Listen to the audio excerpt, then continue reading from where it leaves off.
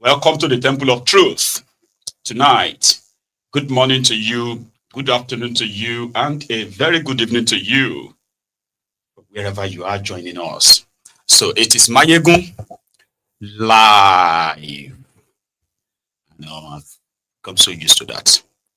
So thank you so much for joining me. Right after reading the caption of the broadcast, as usual, read the description of the broadcast as well. This time it's kind of like extensive. Take your time and read it. And then like the broadcast, share it. Invite your friends, invite your not so friendly friends. Tell them to join us. Tell them that Maiyegun is live. The man on the clock.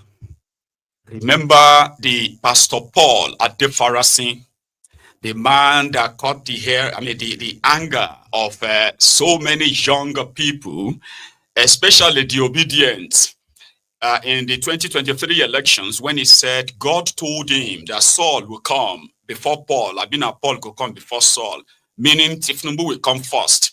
Deal with all of now, then your Paul, which will come and save you, will come later. A lot of people quickly believed that he's got, corn in his pocket. However, the second time he also made it to the social media viral, right, was when he pulled out what looked like a Glock on a street vendor, street beggar that got caught on camera, to which he said it wasn't gone. So this time around, he's addressing his own congregation, telling them different things from what we have been hearing before.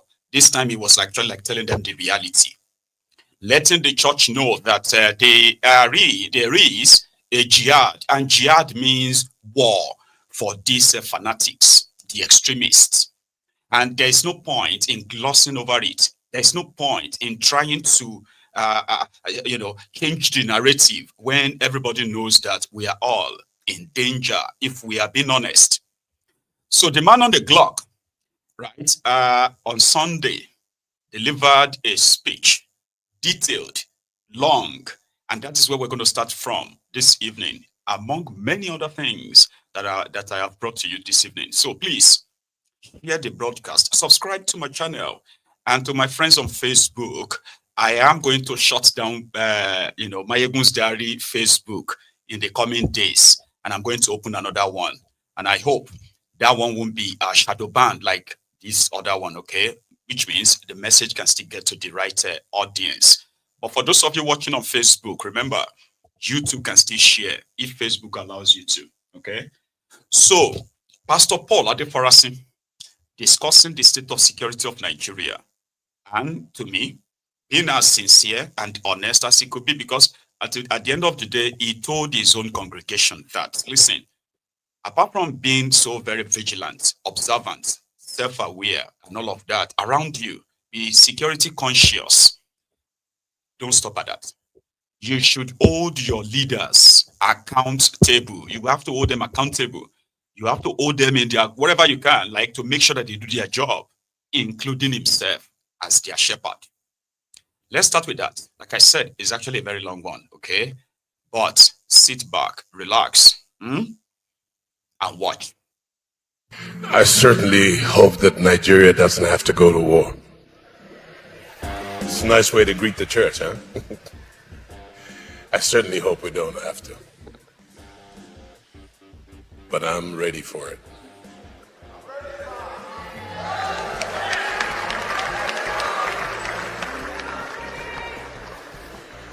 Can't discuss those things because there's still dialogue going on, and it's two civilizations globally fighting.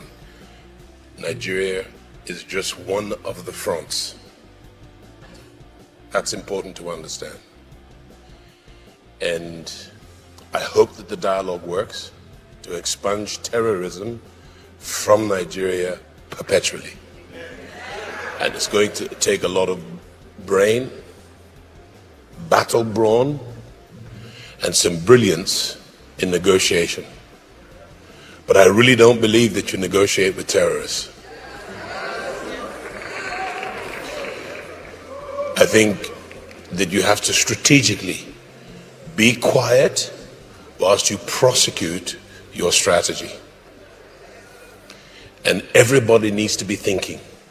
In World War, whose battle theater was the United States, and it was the biggest single onslaught in the Western Hemisphere, 9/11. America was not going to have the theater of war stay in the United States or in the North Americas. So the Battle of Terror moved to Europe, smaller skirmishes, France, the European continent itself, and they said, we don't want the terror on our shores either. Where do you think the terror went to? Africa. And that really pulverized Libya. And then Africa became, from the Maghreb, Sahel, including northern Nigeria, it became awash with weapons beyond AK-47s and M4s, rocket launchers, grenades. I hear they're equipping with drones. Now, we are Western civilization. That is Occidental civilization. The terrorists come from Oriental civilization. The two have never really had an opportunity to match or mix. When people believe that they will get 72 virgins for killing you and me, that's a serious ideology. That's very serious ideology. And it's written in the book that they believe in the most. Other Muslims who are mild or moderate, they don't subscribe to that. They don't believe in killing others in order to advance their religion. However, some seeming moderates under the cover of taqiyya, and taqiyya is an important word for you to understand. They occupy significant positions in various authority positions in culture, in the markets, and in the public sector. That's why it's so enlivened, but it is much bigger than Nigeria and Nigerian leadership. It's financed and funded globally by people who the West is friends with. So there needs to be a proper education. Write this down. In the future, there will be a war if the intelligentsia of Nigeria, meaning sophisticated strategic minds across the spectrum of nationalities or ethnicities in Nigeria, don't get together to plan, to understand, to plan, and to deal with this thing once and for all time. That's absolutely necessary. And you want to start attuning your mind to that. Some years ago, I gave you a plan A, what a leader at the federal, subnational, or sub-regional, the state, and the ward should look like. There were 10 points. And I said, if that fails to happen, you will need your plan B.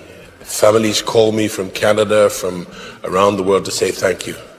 I couldn't afford to give my children an education in today's Nigeria. Nigeria wasn't working for our pay packet, and they're glad for that. And I said, will you come home if we fix it? By the way, I'm still here. Will you come home if we fix it? Of course, we want to come home.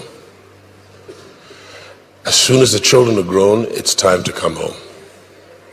And don't let them stay there too long. Remind them that their El Dorado is here. There are many non-indigenous Nigerians prosecuting war against us.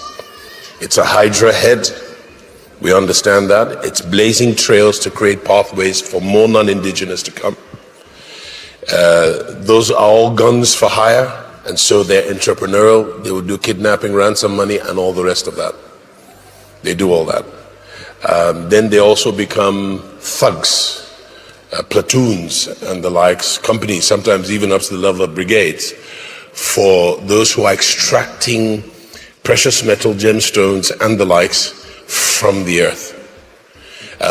Cattle have been the transportation for gold in Nigeria for over 25 years. Quietly, certain families from that region have been doing that. It has now become quite a popular business, and normally governors in that region grab a hold of it because they have authority. We have a battle to fight. And then there is a prosecution of a battle to exterminate indigenous people from their ancestral land in the Middle Belt and beyond the Middle Belt in parts of northeast Nigeria. And that's important for everybody to know. And they have a plan according to Kloruko Lisawa.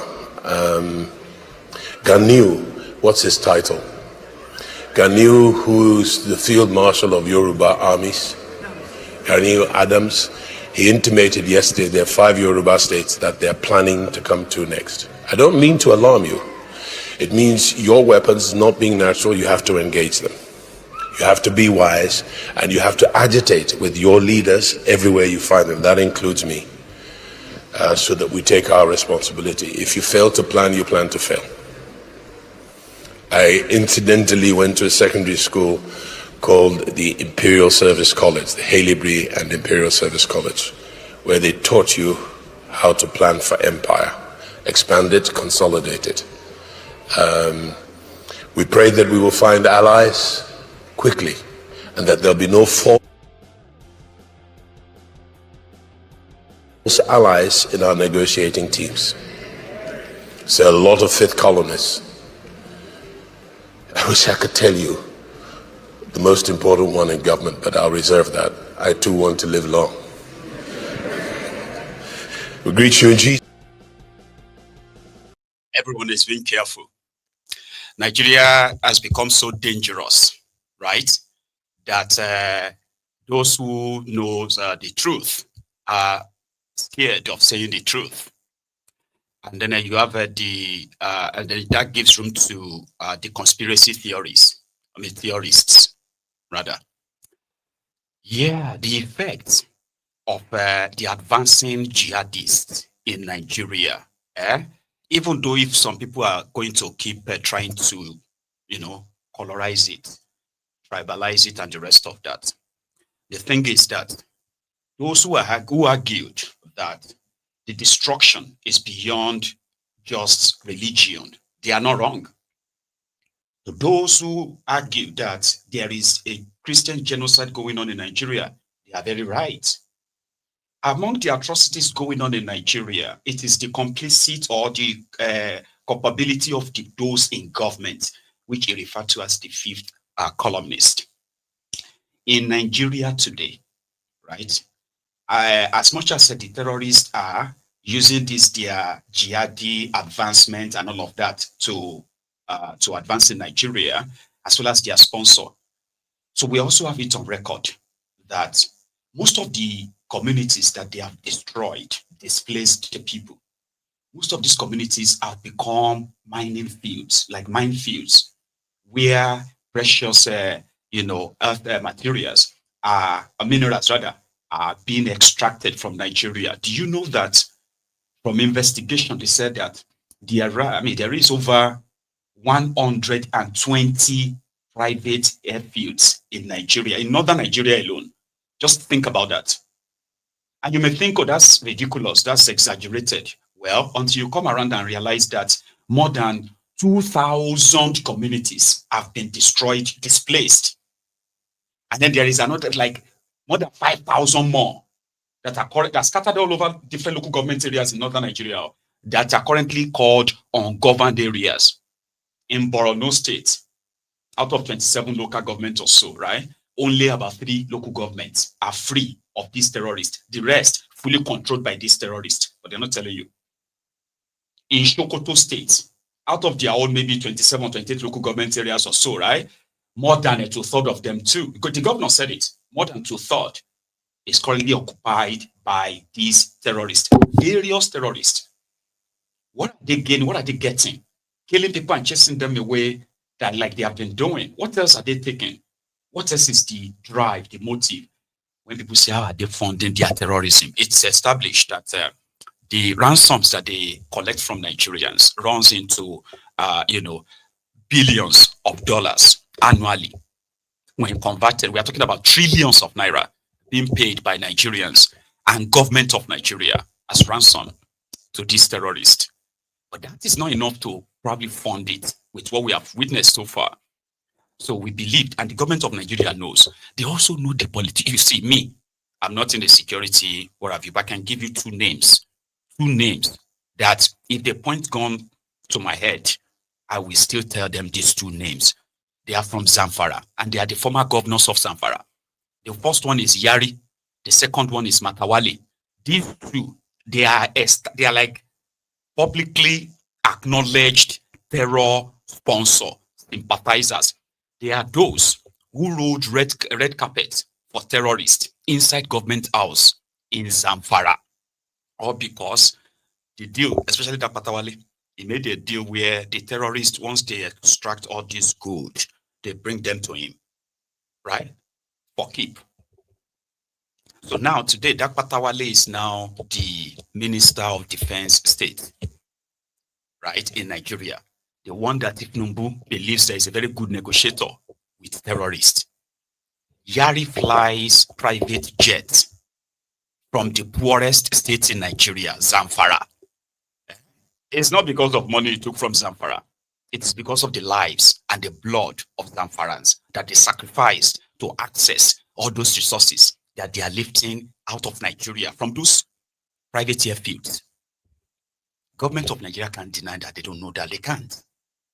The thing is, if they begin to go after this terror sponsor, in part, governor, former generals, former National Assembly member, current National Assembly members, current generals, all of when they begin to go after them, it will be like, say, the whole world want to end.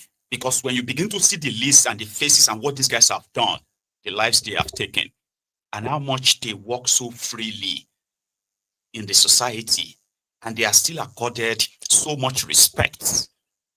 Criminals, but your government knows them. So Adefarasin was trying to tell, he didn't want to say it openly and say, arm yourself, protect yourself, blah, blah, blah. He said, be wise. At least a lot of you are hearing what is going on. The most important thing in this life at this point is to be self-aware. Don't be so self-absorbed, stupid enough that you can't sense danger around you when you should. When a lot of us are beginning to be that kind of like, self-aware and the rest of that, right? There is a chance that a lot of lives will be saved. Or when people pretend or live in denial, like pretending that maybe it's just been exaggerated, maybe it's not that bad, and they get caught in the midst of it. You see, ignorance these days is by choice, by the way. You remember, if anybody in this day and time that you have the internet, you have the social media, you have a lot of resources at your disposal to access every information that you are doubtful of. So if somebody comes and show you this their propaganda, their spin, and you are too lazy to find out yourself, it is your own choice. That is yourself. You have yourself to blame for that. Not those who are paid to lie to you, to tell you that everything is fine until you find yourself in the captivity of these terrorists. And then it will be done on you. Say, oh my God, I've been hearing about it, but I thought they said, no.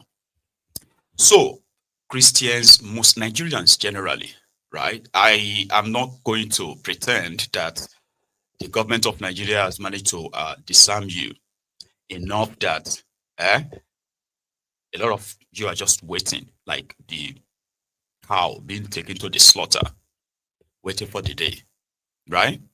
But nevertheless, you can outsmart them enough that, what you know, you share, self-aware, enough that at least if people are prepared, not like they're nonchalant about it and the rest, right? Lives could be saved. Because what is going on in Nigeria right now is actually worse than war, economically, what do you call it? In your defense, everything. They've exposed Nigeria so much that, Baba, because of these terrorists, Nigeria is shutting down schools. Federal government shut down schools. State government shut down schools. They call it preventive measures. What does that mean? It simply means that they do not have the resources to keep everybody safe. And they don't want to keep looking bad. So they cut down their shame and stylishly succumb to the wish of these terrorists, who ordinarily said, Boko Haram anyway, that Western education is sane. So shutting down school, whose kind of like wish do you think the government is fulfilling? That of the terrorists. They usually say that there is no force greater than the force of the government in his own country. But when you have another force from the non-state actors, so strong enough that government will make decisions based on the threat of these guys. Not go after them, or call it preventive measures. Why they continue to negotiate with these terrorists. And they're lying to the people. Yeah? That they are doing it in your own interest. So, Adefarasin. But there is more, by the way. So we heard the news of, we've actually seen the video of the 38 people, including children, kidnapped in Eruku, remember? At that CAC church in Eruku. But the questions people are asking is that, were they rescued or was ransom paid? Because if you rescue them, there would be a chance of a shootout. They said the DSS did it. I've read this somewhere. They said DSS was involved in their rescue. Okay. So what is rescue? Does that not mean that there are some people keeping them in captivity, right? Or did they just leave them there and the terrorists that went away? No. So one of the survivors, in fact, about 2 or 3 of the survivors spoke to the media, right?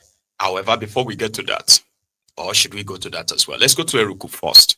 When they were brought back from those who took them and from their church, right? Who took them from their church and killed 3 of them. So the government wants us to believe that no ransom was paid to them and no terrorist was arrested or killed. One of the victims said, nobody can escape from that place. Then what happened? They quickly cut him off. Like, hey, no, that's all right. Don't say much. It's okay. But watch this and tell me what you observe.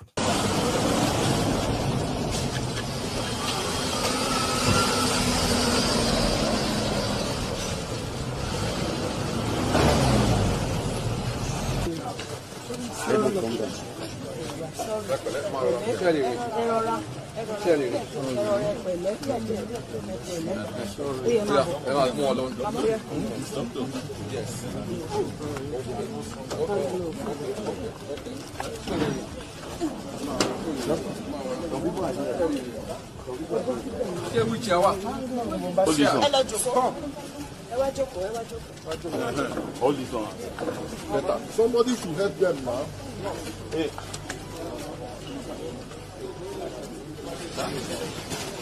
No, let them. After this one. Hold on.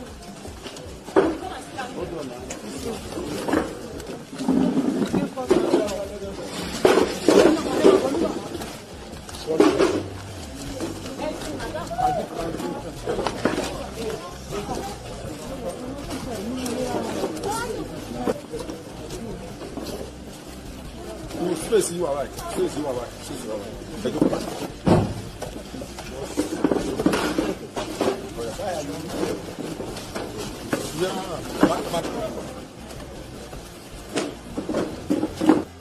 But you never heard about the religious dimension of it. And lately, you are hearing that, Catholic students are being kidnapped. It's because of the negative narrative or perception that, we have a Christian genocide. I now see the who have not been there before have brought the new development of the kidnappings and all the things you're seeing. So it has never been there before. Not the ungoverned forests in Kogi, Yaba East, Yaba West are now being occupied by bandits action, which we didn't see in the last decade. For Plateau State and Benue State, there have been decades of crisis from 2001 to date. So their own crises have been there from that, from that time up to this moment. So it's not as if the crisis is just occurring or North Central is now on the front page. It's because of the new narrative that we have on the global stage, tagging Nigeria as having high level of Christian genocide coming from Benue State and Plateau State. Of course, the people in Benue State are majorly Christians, and the people in Plateau State are majorly Christians as well. That's why when you see the levels of killings that is happening are majorly affected by the Christian community. But that doesn't mean that the Muslim community in those states are not also. And that doesn't mean they were particularly targeted. We are also encouraging the community to give us intelligence reports as soon as they get it. So with the creation of my office community engagement, we've set up community peace structures in Kogi State, Benue State, and Plateau State because of the nature of the occurrences that have been happening lately, for the community to get closer to us and give us intelligence as soon as it's happening, so that we can help the security agency with the relevant information. We also train them about intelligence gathering, communication skills, so that they know what to do, how to identify small little problems that we can escalate into higher level for analysis and also reporting. So we've encouraged communities at different levels. We've trained stakeholders from the traditional leaders to the NCWS leader, to the Farmers Association, to the MAGBA, to all of them together to understand the importance of giving us intelligence reports as soon as they get it. Let me understand something now. You're talking about getting. A farmer reported to us, she painted that her crops were burnt, and we noticed Chief of Army Staff, Chief of Defense Staff, the IG of Police, and the Edo local government in Kwara are all Yorubas. The people that are being kidnapped in Yagba East, Yagba West are all Yorubas. Should I now come out with my sentiment and say Yorubas have been affected, or the Gala or the Gay or the Egbira people are killing our Yorubas? It won't be nice. But that's the fact. If you see the numbers of the 38 people that were killed in Kwara State are all Yoruba. Because that evening, after like 30 minutes of the program, we start the program by around 30 minutes of the program. After the just gunshot. Even to my own perspective, I didn't know it was gunshot. I think it was just starting of some wire. But by the time we get, we surrounded the whole church. Even some people, they begin to know they are seeing drop of blood everywhere. Now, from that Tuesday to today, when you are released, what is the situation right there inside the country? It was unimaginable because when we got here, we really know that it was a dominated area. Like these people combined it. Even they have the courage to tell themselves that they are bandits. And they make us know that there's no one that can just sleep without being caught. And with what we see, nobody can escape. From that place they have dominated. They knew all the routes surrounding all those bushes, then Kwara and other states. Thank you. What can you say about the feeling there? It's okay. Thank you.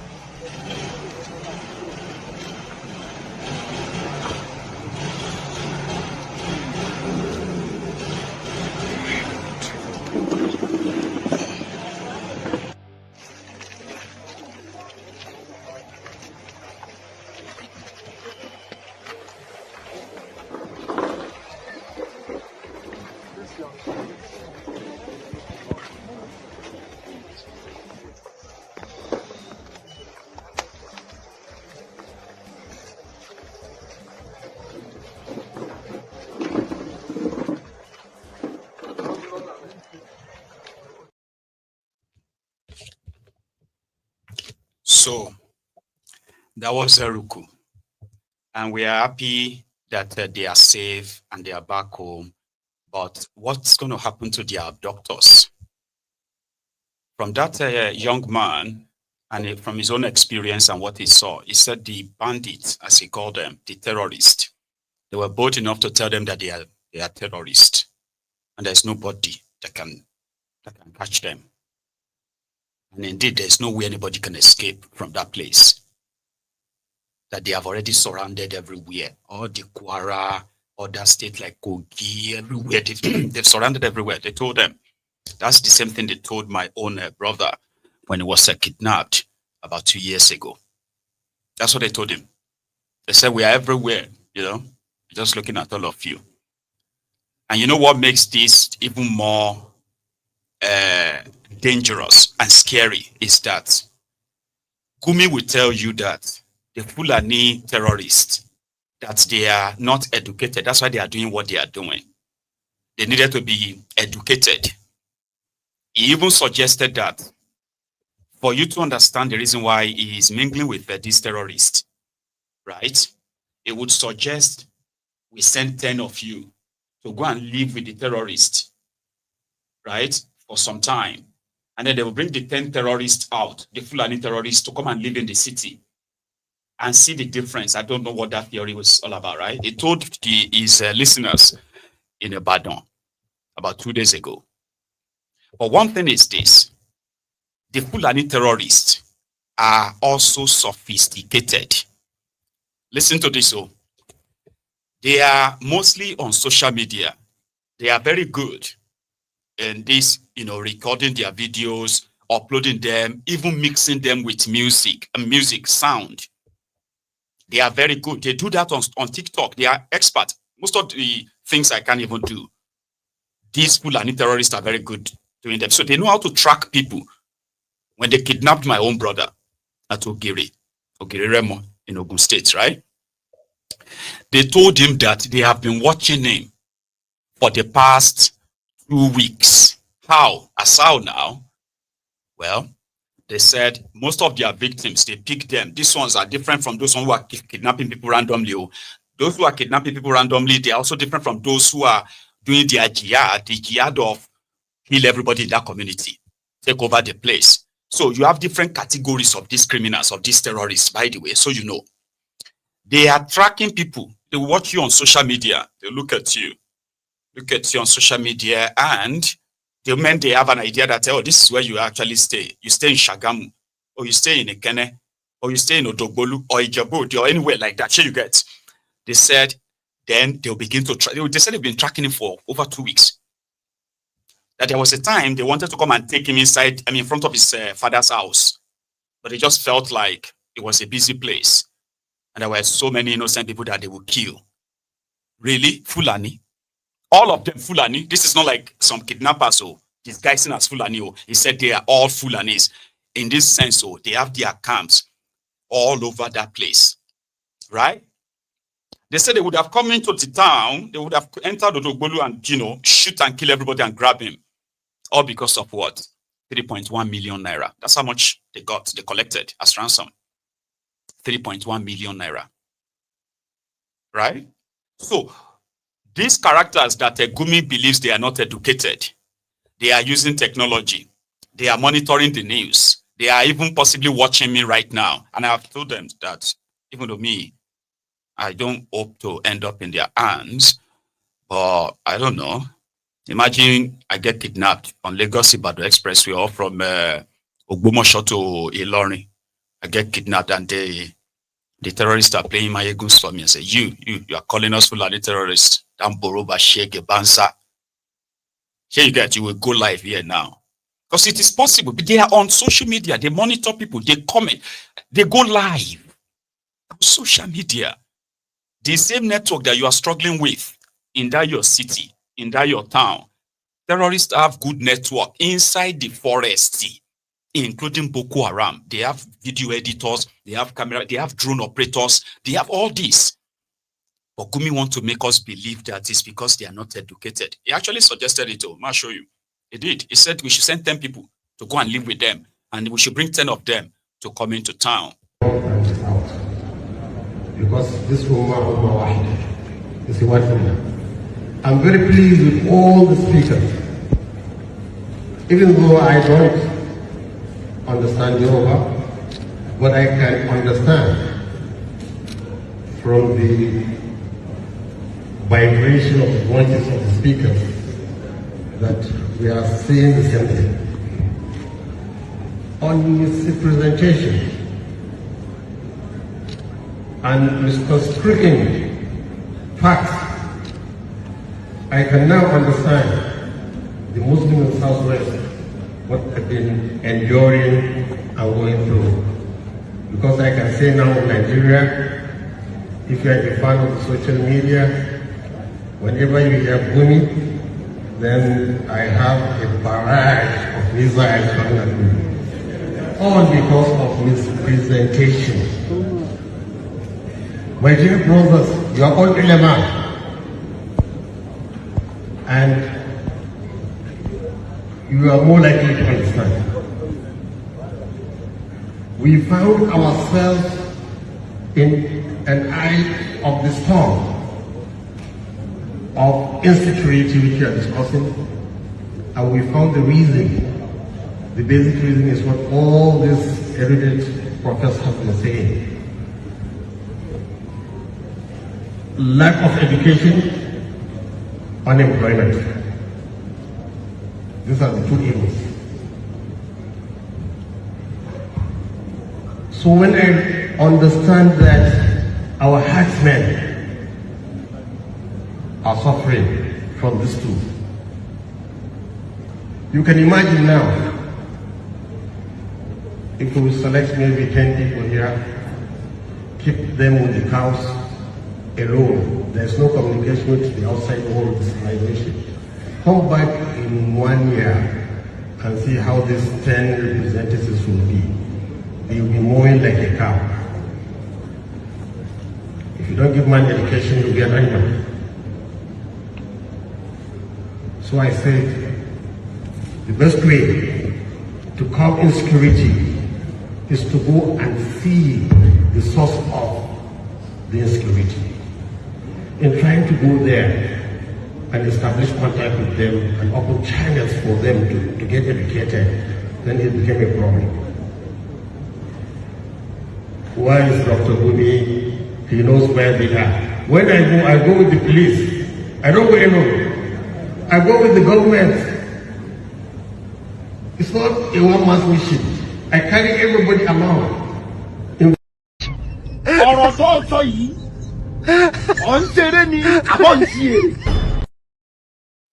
Obviously, Oshireni. Gumi walks and goes everywhere with a police orderly standing behind him. Why is a police officer standing behind Gumi in public? A lot of you are asking, why is Gumi not questioned? Why is Gumi not arrested? So, is that out of naivety or ignorance? Because Gumi obviously works for the government. Without their backing, he won't be embarking on this campaign. He went to Yoruba land to incite the Yoruba Muslims in Ibadan. He was asking the Yorubas, he was telling them, the Yoruba Muslims there who invited him, he was telling them that now he understood what they have been going through. Going through in what? He said the narrative, because the education, if you don't educate the Fulani, you're living with cow, he's going to be behaving like cow. So the question then is that the fault of the Nigerians that are being killed and kidnapped, or the fault of the various level of government who have failed in their responsibilities? That if all of us are to react the way the Fulani terrorists are reacting, according to Gumi's theory, if all of us are to be reacting to government's failure, marginalization, and decided to pick up arms, Nigeria will cease to exist. Because there is no part, including children, there's no part of Nigeria that is not suffering from the government's failure and corruption. No part of Nigeria. Which means everybody shares in fact, the only thing that is, they call it the only democratized thing in Nigeria that actually touches everybody is this shege. So the Fulanis, because they were not sent to school by government, when in northern Nigeria, education is free. Education is free in northern Nigeria. They are even begging them with food and sometimes money to go to school. So where exactly is Gumi's theory coming from? It is called Takia, because according to these extremists, they said Islam allowed them to lie in protection of their religion. So Gumi is playing Takia, lying up and down, aiding and abetting, enabling terrorists, trying to work on our psyches using religion. So when Gumi was talking to the Muslims in Ibadan, what was he thinking? He was asking them to stand up and defend the terrorists, the right of the terrorists to have their right to education. So Muslims should rise up and join him in defending the terrorists, despite all they have done. Because I don't actually really get it. Maybe you do, right? Here is his reaction, by the way, when these Eruku worshippers were released. He quickly built on that and said, see, that's why negotiation is good. Negotiation is good. Money have exchanged hands, Abi. This is your Nigeria. Oh, okay. You see, Abuja, Kaduna Road used to be the worst dangerous place where travelers can be kidnapped day and night. But now there is no more kidnapping in that area. Kaduna is becoming peaceful. Katsina states, most of the local governments are becoming peaceful. It's only in Zamfara, Kebbi, Sokoto. So there is an improvement. It's not like before. So I think people should be patient. I think the government is taking the right step. So we have some cases of insecurity in Kwara State now, and it wasn't so there. How these are sporadic cases. You can never ever eliminate terror completely. In America recently, one Nigerian killed his father and injured his two sisters. Will I say America is not safe anymore? No. You have sporadic cases. So, but generally the picture is improving. And I think Nigerians should be patient. Things will get better. So what do you have to say about the threats issued by President Donald Trump? Yes, you see, if truly he wants to help Nigeria, that is not the language he uses. It's a language of indignation, language of abusing us, threatening us, disgracing us in the political and worldly arena. If you want to help people, you don't abuse them. There's nobody who can take this kind of abuse and indignation from a foreign country. So why delivery of man? You said the way because the same way they are threatening Venezuela now, and they have their worship there, and the pretext that they are going to fight drug barons. What has drug baron got to do with the presidential palace or the military? So they always have a pretext. They always have a reason. But it's not Christianity. Now, Christians in Palestine are complaining of attack from Jewish community. Churches were destroyed. But America is not going in there. It's supporting the Jews. So for America to use religion, it means it has an ulterior motive, which we should all be careful. We Muslims and Christians, we are living very fine in this country. Just tell me in Ibadan, is there any animosity between Muslims and Christians? There is not. So how can we allow a foreigner, a colonist, an imperialist to come and divide us on false pretense, and when we know they want our resources? Let me tell you one thing. Zamfara State, I'm from Zamfara State. There is a lot of gold in Zamfara and other minerals. It's not only the southern state they are greedy about, even in the north. There are a lot of rare minerals, lithium and other things, cobalt, that they want. So when they come and divide us, we become so weak, we cannot protect our nation, and they take away. When you go, there's one in the past, one very religious Christian who went to London. He said when he went to London, he was shocked. They came here preaching about this and that and that. When he went there, he saw that they are just enjoying their lives. This is just exactly, if you go to America, they're just enjoying their lives. So we should not allow religion to be used. As well, I will not allow Islam to be used by any foreign nation or the Arab world to come here and divide us. Because when you go there too, it's about nationalism, Arab nationalism. It's not about Islam.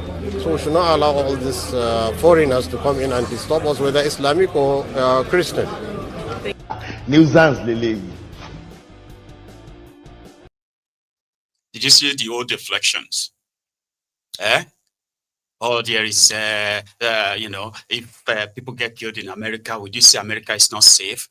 We are the same. Things are getting better. You know, are getting. But what happened to these 315 schoolgirls kidnapped from St. Mary's Catholic School in Niger State?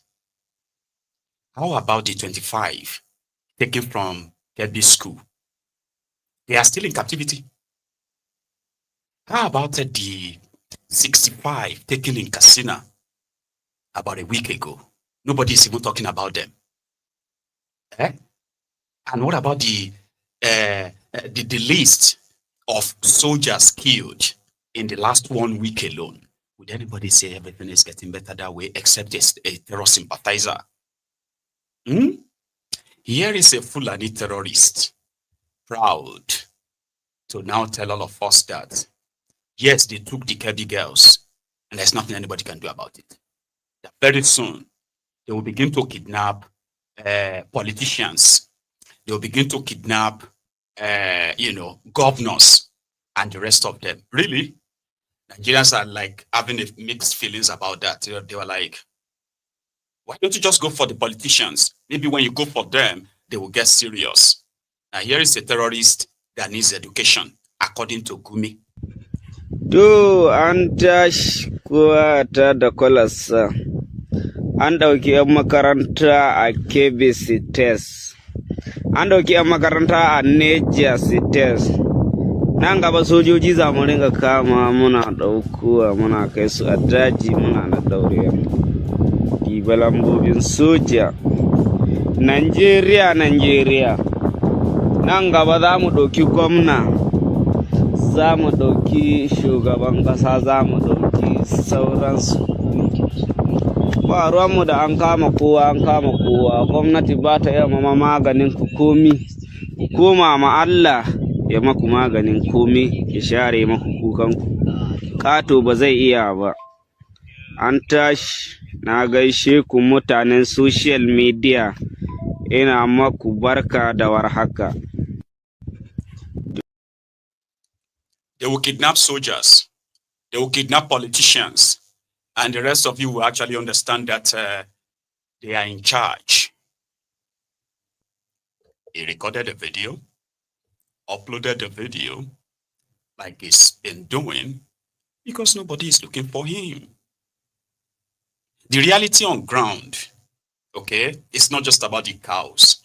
It is the fact that when you look at these kids, most of them are actually kids, okay, are mostly on drugs, who are like, they have become so emboldened that you may know the famous ones who are like famous, those they call their leaders.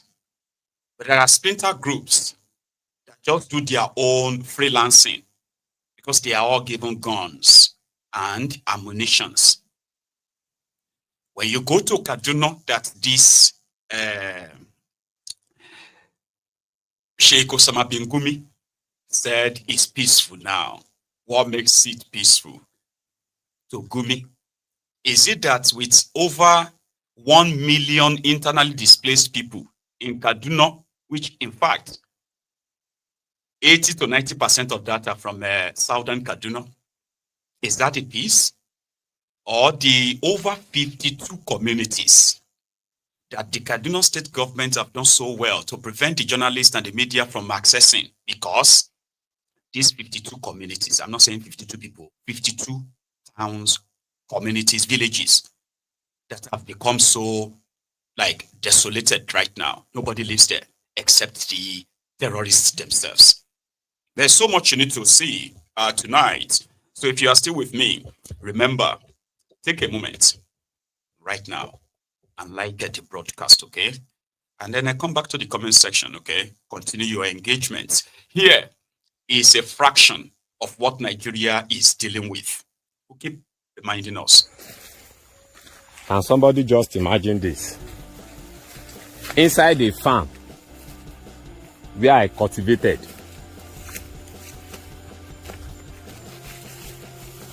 can you just see that these people are just being evil?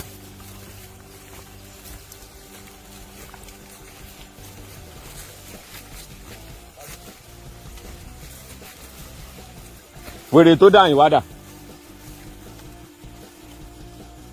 Wèrè tó dà yín wá dà.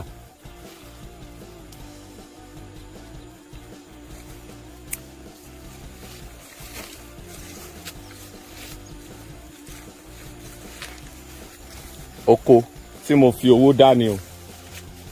Ẹ wò ẹ wò àwọn olórí burúkú yá. Dan miƙe, dan miƙe, dan ƙara miƙe, dan ƙara miƙe, dan ƙara miƙe. Da alamun tsayin ka bai kai ba da saura.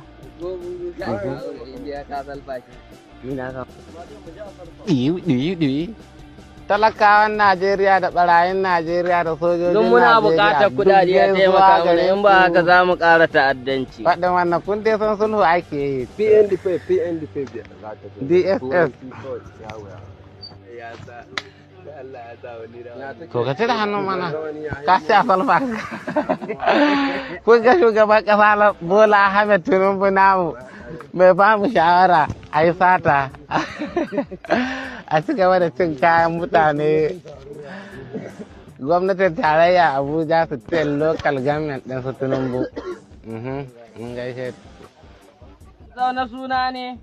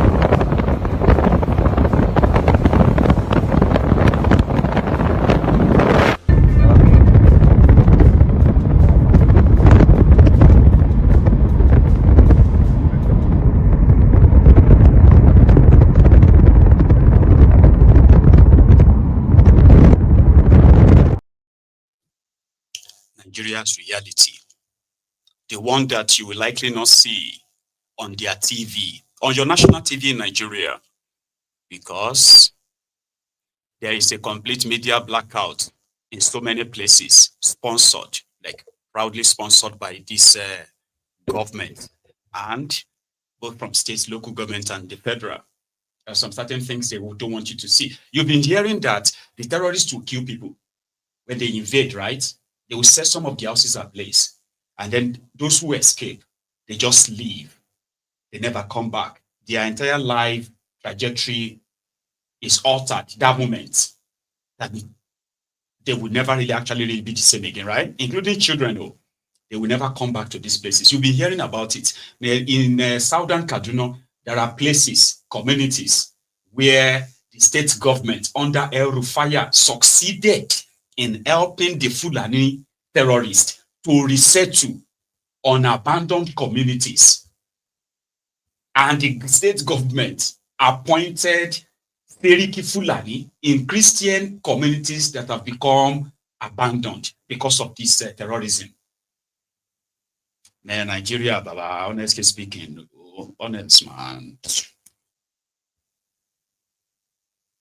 not a real place, right?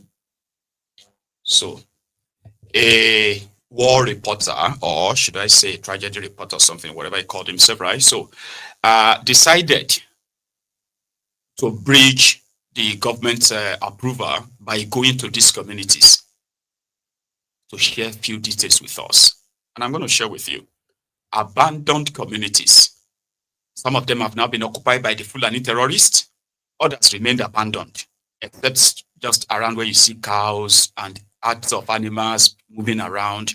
The real indigenous people in these communities have vacated these areas, courtesy of the APC.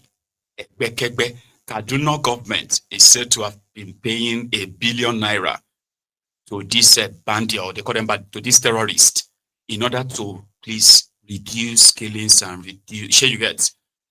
But this is Kaduna. My name is. The back. Eh? No, I got it. Okay. Action. My name is Luca Binyat. I am basically a conflict reporter, and I write for Truth Nigeria. Where I am right now, it's a village, once very prosperous village, that belonged to the Adara ethnic nationality, who are basically Christians. The name of this place is called Kujeni, and is in Kajuru County in Kaduna State. This place is part of the Middle Belt because they identify as the ethnic Christians of northern Nigeria, all in the Middle Belt. It is impossible to imagine the life that was here. These people have been living here peacefully for centuries. And around me, though you could see some ruins still standing, this used to be a very dense community, highly populated with schools, with churches, with playgrounds, and everything that will make a village community happy. But today, you wouldn't believe that there were ever structures here. What the villagers do now, after they have been chased out severally, until they could no longer hold to defend themselves, they had to leave the village. The ones that you may be seeing around just come around to tend to the farm produce that they farmed during the rainy season. Luckily for them, the Fulani herdsmen, who have been their perpetual tormentors, have not eaten up these crops like we have seen in other places. This Kujeni is about 80 miles southwest of Kaduna metropolis. It is now an empty space, and it's not only this place. Coming here is quite a big security challenge. We had to pass through a lot of military checkpoints on the way, and we had to persuade them to leave us. But apart from that, there are many other communities. In fact, from what have been listed to us, there are over 52 of these communities, and they include Kujeni Dutse, Kwakwari, Kapuku, Ungwom Puda, Ungwom Madaki, Ungwom Barde. I've been to Ungwom Barde. It was the first place that the Fulanis launched attack in 2019 and killed 11 people. The place has been sacked now. There's also Gindingada, there is Itisi, there is even Ivanaturu, among many others. These are largely Christian communities that have been displaced. We heard that, of course, it's true, that the governor of Kaduna State, Ubasani, had granted these bandits, these Fulani herdsmen, the armed militia of the Fulani wing, what he called state pardon and amnesty, and in fact integrated them into society by rehabilitating them, including complete Medicare for the repentant, so-called repentant bandits. But as villagers will tell us, there is nothing like repentance among them because they have not been able to return to their homes. Almost 2 years since Governor Obasani granted them that amnesty. So the villagers are very excited with the announcement by Trump that Nigeria is now a country of concern. So I have come here to make on-the-spot assessment if it is true what government have been claiming, that the amnesty granted the bandits has resulted to the return of displaced villagers. There is nothing like that. There is no welfare for them. There is still no sufficient security for them. In fact, as we go around, you'll be hearing it from the horses' mouth themselves. Let us move. Thank you. That man should be protected, though. Did you see that information you just said now? It's actually online already, you know? But that information is to put it to you what I have been telling you all this while. All it would take was just for a bold journalist to actually go on a tour in southern Kaduna, 52 communities. Think about that. Think about where you come from. I am from Odogbolu. Where are you from? I'm not asking where you live right now. Where are you from? We all have places we call home that we always want to go back to. As a typical African, you say, yeah? So I'm from Odogbolu. If you have been to Odogbolu, Ayekpe, Ikenne, then to Shagam. Okay, don't go to Shagam. Shagam is a city. So then cross the motorway, go to Ileshan, Irolu, and those places like that. And just think for a moment that out of the 52 they listed here, and what you saw in the background, an empty open field, with a grown, weed and bushes, right? Imagine if your community, your town, your hometown in 10 years' time looks like that. Could you imagine that? I know you're going to say, God forbid. I mean, I don't want that to happen too. So I'm going to say, God forbid as well. But really? Where you have those in government enabling the terrorists, rehabilitating terrorists. If you rehabilitate terrorists because they have repented, does that not mean that the violence must have abated or should abate, right? But rather than for the insecurity, for the killings to reduce, like this Kajuru local government area of Southern Kaduna. Yeah? For those who have lost their lives, lost their homes, lost their lands, and lost their purpose, and those who have lost everything right now. So the news that, the terrorists have signed a peace deal with their government, shouldn't that be enough for them to go back to their homes? So what happened to these terrorists when they go back killing? What happened to them? What are the state governments doing with the state governors? They are doing everything to look good. They are hiding the real destruction.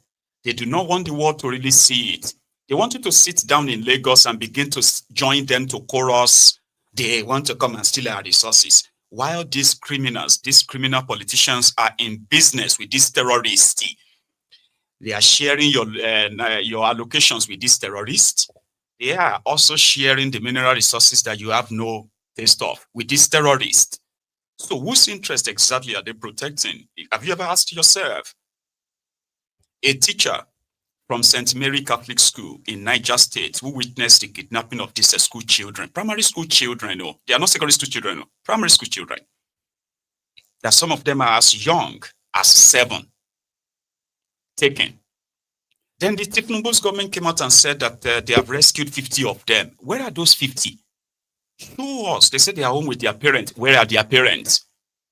Hang on. Where are the parents of the 315 children? What is the Niger State government doing to suppress them?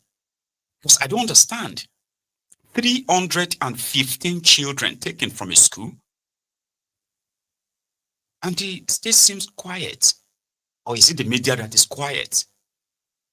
Well, listen to this teacher who actually witnessed the kidnapping. Good afternoon, madam. Good afternoon, madam. Please, may I know you? Yes, madam. Mrs. Matthias. Mrs. Mata Matthias. Yes, madam. Do you work here or you are just a passerby? As what? As a teacher. Okay. Which section do you teach? Secondary, primary, or nursery? Which class do you teach? Primary 1A. Primary 1A. So what really happened here? Father, it was around 1 a.m. yesterday when we were sleeping at night. I now had children crying. Please help me, please help us, please, where are the teachers? Please come and help us. I now wanted to come out. My husband said, lie down, lie down. They are bandits, don't go out. I went back.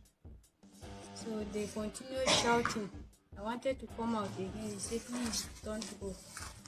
When they gather all the children, they now ask them, where are your parents? They say, we don't have parents here, they are at home. They say, okay, where are the teachers? They say, our teachers are there, see their rooms. So they now started with Metro. They went to his room. When he came out, they now come to our room. They asked my husband to come out. When he came out, they asked him to lie down. They now tied his hand at the back. They now carry him and go with him. Later they came back, they said I should come out. I was about to come out. My child now started crying. I said, me, I want to go back and carry my child. They said, okay, I can go and carry him. So when I went to carry my child, my daughter now, so they now enter my room, enter our room, scattered everywhere, scattered everything, pack all the money. So my daughter now started shouting that she will follow us, she will follow daddy and mommy. She now came out, she started running, she came to me. So they now say, go back, go back. She said, I'm not going. They said, go back. They now put gun for her. Yeah, that if she did not stop crying or go back to the room, they will kill her. She said, I'm not going, I must follow mommy. One of them now said, can't leave this woman, let her go back and stay with the children. That's when they left us. So from what you have said now, you had one-on-one encounter with the bandit. Yes. Can you please help us? Did they come with car or with bikes or with what? Plenty bikes and car. I think it was 3 cars. Okay, 3 cars. Yes. But were you able to see the type of cars they came with? No, Father. Okay. Like the bikes, can you have an estimate of the number of bikes? Father, no. There are plenty. Okay. And you cannot have the estimate of the number of people that came in here, the number of the bandits? No, Father. There are many. Okay, so like how much of your money was taken away? Do you know how much was taken away? I don't know. Okay, is it your savings where you normally drop your savings or how? No. It's my own and my husband's own. Okay. Where you normally save your money? Yes, Father. Okay, because you are far away from the city where there is a bank available. No. Last month, they did not pay us. They pay us stable payments. Okay. Okay, thank you, madam. God bless you. We pray that God will help us. So the children are still with their captors. And I bet maybe negotiation is going on how to pay them to free the children. The fact that children have been caught up in this whole mess, and somehow those who are supposed to be the leaders of Nigeria, they call them the elder statesmen, have remained dumb, quiet. You get what I mean? Like children have been exposed to the most horrible violence ever. In Goza, yesterday, Goza is in Borno State. Goza is controlled by the Boko Haram. Just in case if you don't know. Yeah, for your information. They are not just controlling the place. They have established caliphate in Borno State. Just so you know. Now, for you to understand that established caliphate, to understand what it means, there is an effective Sharia in operation in Goza, the ungoverned areas of Borno State. So what happened? They arrested 3 people. They accused them of practicing shirk. That means they were practicing voodoo. And these 3 people were taken before a Boko Haram Sharia judge, who then convicted them same day, and then they took them to the back of this hilly big mountain in Goza. For those of you who are from that area, it's in the news. They gathered the villagers, including children, right? And then they slaughtered these 3 live before these children. They watched it. They made them watch. You don't practice voodoo in the Sharia Republic. And the judgment is always very fast and swift. Maybe sweet for them too. All of this happening in Nigeria. Rather than for the government to concentrate on that, they are investing heavily on propaganda to try to deflect your attention from the real thing. Nigeria needs help. Nigerians are being killed like they are not humans. It is that horrible. And this has been going on now for over a decade. from one government to another, The people are still pointing fingers, by the way, but the real culprits, the government, we're supposed to actually really get rid of these people, unfortunately are in bed with them. How did you even explain that? Your government is in bed with the terrorists, that they are even like pleading their case before you Nigerians. They've attempted to change the law in order to give all the waterways in Nigeria to Fulanis. That didn't scaled through before Bukwari kicked the pocket officially. They wanted to give them ranches. They wanted to this and that. In some states in northern Nigeria, terrorists are being given brand new vehicles. They are being placed on salaries. They are packaging part of the state allocation and paying that as security to terrorists in Nigeria. And everybody is saying, oh, Allah, come and help us. God, come and help us. The same criminal politicians. Doesn't make sense. So soon people will resort to self-help. Somebody said it, and I think it is already happening. In Katsina State, it was reported that the Fulani terrorists, they kidnapped some people. And they demanded for millions of naira as ransom, since they are poor people. So, what did they do, the villagers? They identified some of the family members of some of these Fulani terrorists. They kidnapped them. And they said, if anything happened to theirs, they should forget about their own family members too, like a tit for tat. This guy said it's a true story, but it's kind of like interesting, don't you think? That if things become uncontrollable, like it's going to be, when the center can no longer hold, maybe some of us will begin to form our own group and start going after the Fulanis themselves. So it could just be like, say, now there can't be that. Good. Those ones with guns have left. Be like, say, now their family members. We can see their wives, you can see their children. Baba, that's how they move. You can see their wives, you can see their children. They are gone now. So we'll go there, we'll grab all of them. And say, our people where you kidnap for so community, if you don't return them, we will not return these people too. Are you going to wait till Nigeria get to that stage? Because it seems like it's already there. Listen. 3 days back, bandits attack a village in Sabomblini, Babamnu village in Katsina State. What they did is they kidnapped some villages, took them to the bush. The same way they did in Kwara State. They attack a church and they pick some church members demanding for 100 million each. That amounted to 3.8 billion naira. For how many people? 38 people, maybe 32 people. So this bandit that is no longer seen on end to Nigeria, they went to this village, Babanu village in Sabombilini local government in Katsina State. They decided to kidnap some villagers, then they took him to the bush. So the villagers and some vigilante, they sit together, they say, no, we know those people, we know those bad people. There is no way, no how we go allow this thing to go like this. This is what we are going to do. Let us go to the people, the family of those people, and also kidnap them. They went there, they also picked their brothers and their parents to the bush. So when bandits call for negotiation, they say, oh God, no worry. He don't buy those one for there, we go buy this one this side. Or else, you return our people back, we return your parents and your brothers back to you. You know what happened? Trade by barter occur without any problem. So after 2 or 3 days, those villagers were not willing to release those family members.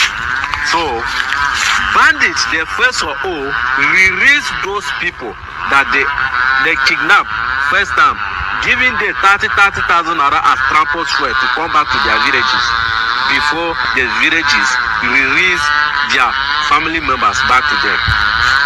You see, as this equation don't balance, if you know somebody that is your problem, you know the solution to give that person. Now, bandits don't do business, the business not even can work. Now they even can spend money out on top. After kidnapping somebody, demanding for ransom for so days, you discover that your parent and your brothers are still with that person you kidnapped his brother too. So you end up returning the adopted person, giving him 30,000 naira transport. You see, as now, this is an advice you don't have to pay for. Okay, that sounds easier. The difference between you in the southern part of Nigeria and Katsina is that you are likely not going to know their parents. You are never going to know you don't even going to know them. So don't kind of like work with that, all right? Except the other part where I said, once we know their locations, we can bombard the locations when they go for operations, right? Which in itself is pretty much good for the people they call the security experts. It's not for you and me. I have told Ahmed, maybe January or February, here you get. I will go back to America. I will go and spend like 2 weeks, go and train on how to undo automatic like that. It is important that at this time, as things are going, if you are somebody who is a student of history and you have watched the last 10 years of Nigeria, saying things that a lot of us 20 years ago, in fact 10 years ago, we will confidently say Nigeria will never get to that stage. Now, if you are alive now, you've been alive in the last 10 years, then you will understand me. Because me, I wouldn't want to go back to Dogbolu only for me to end up on the slaughter table of one dirty ragtag Fulani terrorist. Just like that, with everything where my eyes don't see. For this abroad, I will come also struggle to all of that. Can't go back to Dogbolu, my hometown, or Ijebu Igbo, my own paternal town, right? Ijebu generally, and only to discover that in 10 years' time, okay, I will likely have no place to go to, or I will begin to save ransoms, or you have no idea what it's going to be like then, right? So last, there are some of us that will genuinely actually really go back to that place when the shit is the fan.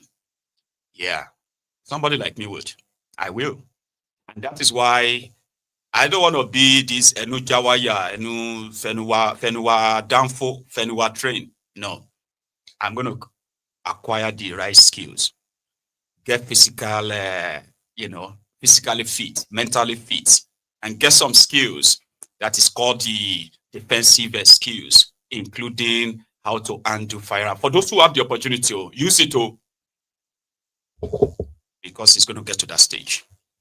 And that's what this, okay, we'll get to that, by the way. You have a community where terrorists are openly having what they call the peace meeting. They have leaders who brags about about their invincibility, about their immunity, in such a way that those of you who are actually the citizens watches them and be like, what the heck? Is this actually happening? It is happening. And if you think it won't get to you, that means you are just not a serious person. You get me now? You are not. Anyway, here is a Fulani that wants us not to brush all of them, or not to paint all of them with the same brush. And I'm going to take his own plea and I'll show you. Hey everyone, my name is Usman Sheikh Muhammad. I'm from Niger State. I am Fulani tribe.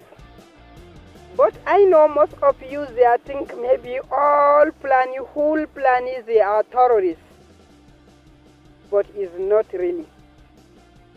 We Fulani, there is a lot of Fulani who did not supporting terrorists in the northern Nigeria and in everywhere in Nigeria.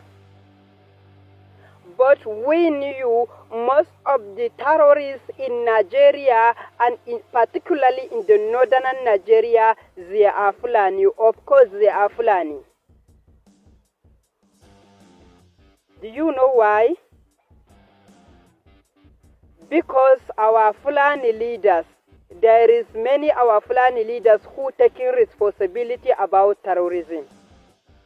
In the northern Nigeria, of course, go and research. If you don't know, you're supposed to know now. I swear to Almighty God. That's why always you are blame Fulani. Fulani herdsmen, they are not the one our problem in this country. Our Fulani leaders in the north, they are the one our problems in Nigeria. Because Fulani, all of the north leaders, northern Nigeria leaders, most of them they are Fulanis. If you don't know, you know. There is no any house of Gwamnon in the north, I swear to Almighty God. But there is a lot of Gwamnons, Fulanis. Some of them they are not Fulani in the north, but there is not houses. That's why Fulani people, I swear to God, most of our problems is leaders. From our leaders is not from Fulani herdsmen who has cow. You know, Fulani, we know that Fulani they are don't attended any school.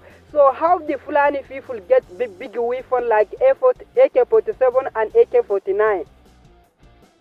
We know cow wasn't born a gun. We knew that. So we're supposed to leave nonsense. We're supposed to blame our Fulani leaders who living in the north, particularly Fulani leaders in the north. They are doing our problems in Nigeria. And Islamic seculars. Even Islamic seculars, there is a lot of Islamic seculars who is Fulanis who came out from Fulani. So even some of them, as yet to go, they are supporting terrorism in the north, like Sheikh Gumi. Sheikh Gumi, she is Fulani. He is Fulani.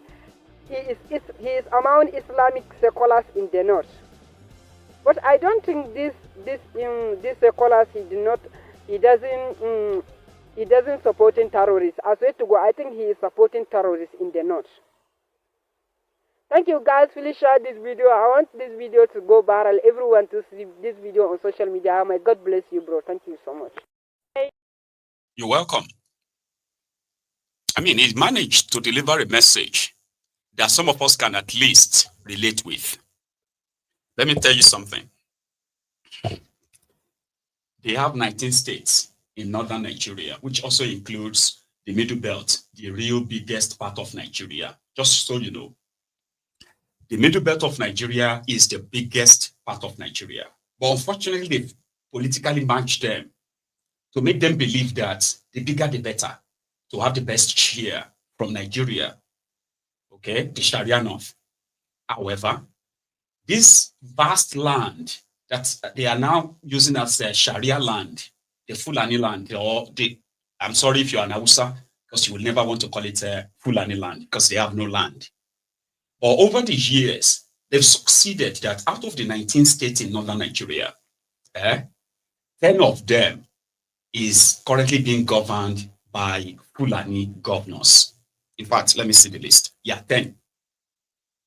The remaining 9 are evenly kind of like a spread among other tribes in northern Nigeria.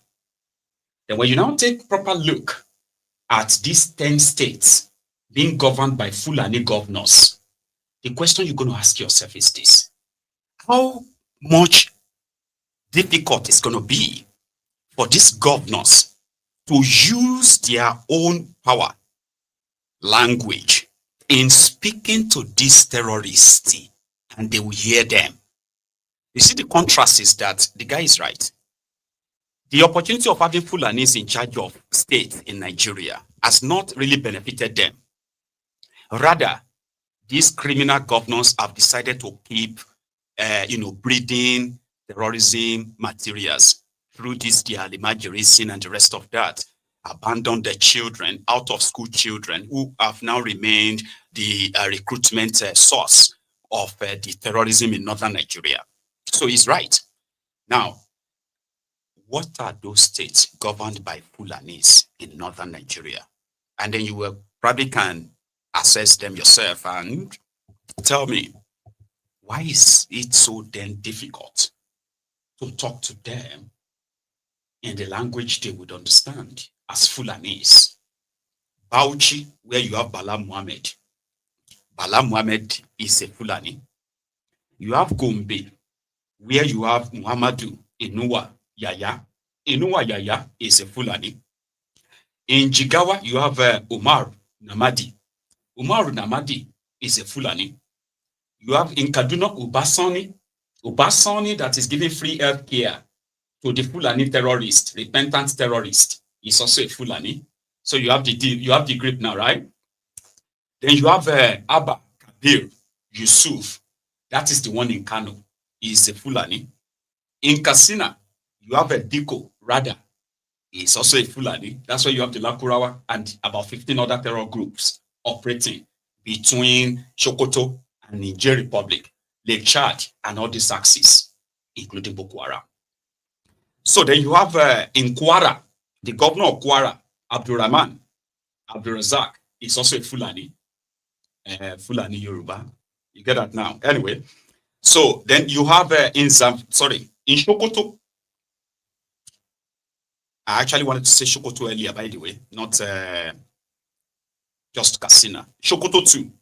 You have Ahmad Aliyu, is a Fulani. In Kebbi, Nasir Idris is a Fulani. Then you have Zamfara, Dauda Lawal is also a Fulani. Now take a look at all these 10 states, apart from Kano, which right now, Kano and Katsina, I think they share border, right? So from Katsina, the terrorists in Katsina are now spilling into Kano now, into the Kano border communities, as we speak. So if these guys can't really tame these terrorists in these hotbed states, that should tell you something. They are supporting it. They are funding it. Now, you can say maybe not all of them, because especially that one of Zamfara, that one has come out to actually make bold moves.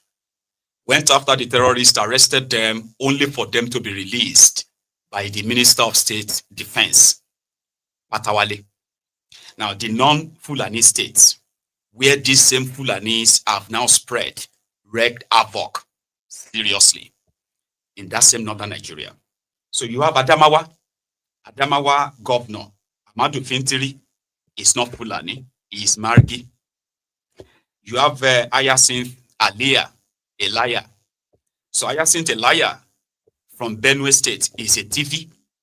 TV have suffered greatly in the hands of these Fulani terrorists. But historically, it was these same TV people that stopped Uthman Danfodio. Do you know that it was the arrow that the TV warriors fired during the fight, the jihad of Uthman Danfodio on the mountain of the Benue, that killed him? Do you know that? He died from that injury.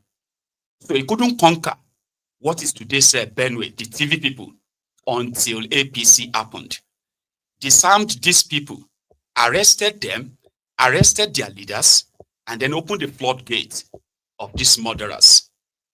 Their governor today, earlier, who denied Christian genocide in the state, is a TV, and it's partially because of power on the side of the terrorist, as it's been confirmed, right? Now, another person is the governor of Borno, Zulum. Zulum is not Fulani, as some of you probably have been speculating or believed. No, he is not. Zulum is Kanuri, like Hetima, the Hitiman. Hitiman is a Kanuri, is not Fulani. Boko Haram, a Kanuri-dominated terror group. Do you know that? They are not Fulani. So, like you have the Fulani terrorists, in their midst doesn't mean that they are 100% Fulani terrorists alone. There could be some other fighters among them from other tribes that they have recruited in the course of this whole war, right? But Borno State, they are mostly Kanuri, or let me say their governor is Kanuri. Let's stick to that. Kanuri, the Boko Haram. In Kogi State, their governor, Ahmed Olodo, the Olodo of Kogi, is Igala. Is not Fulani. Then when you go to Nasarawa, their own governor, Abdullahi Sule, is Hausa. Yeah, that's where you have one Hausa, Nasarawa. Then you have Niger. Their governor in Niger State, the Mohammed Bago, is Nupe. Is not Fulani. Even though, because of power, is tilted to the side of the Fulani terrorists by preaching what he called non-kinetic approach to murderers. That's Niger State. Then you have Plateau State, Caleb Mutfang. That one is Berom. They fought side by side when they were fighting. They fought side by side with the Tifis on the war that killed Madame Podio, by the way. But later, they've had their own differences on record, right? So their governor is Berom in Plateau State. Taraba governor, Abina Kefas, is Jukun. They also fought Fodio from history. Then in Yobe, my Melabone, that one is Kanuri, like the one in Borono. Kanuri, 2 Kanuris. So, pretty much all of them. There is one tribe, threatening everybody, displacing everybody. The armed Islamic Fulani jihadists, plus their Boko Haram brother. Here is a message from Pope, still very much on the kidnapped school children, not just in Nigeria, including the vilification of people because of their religion in other part of the world. From his homily, is that what you call it? When the Pope reads a message out, from the altar like that, you call it homily or something, I don't know. Pardon me. But this was what he said about Nigeria and they kidnapped their children. I've learned with great sadness the news of the kidnappings of priests, faithful, and students in Nigeria and Cameroon. I experienced their deep pain, and for all these young people who've been kidnapped, and for their families who are so worried. I make a heartfelt appeal so that they may be released immediately, and that the authorities can take the right decisions, appropriate decisions, to assure their release. We pray for these, our brothers and sisters, and so that everywhere churches and schools may always be places of safety and of hope.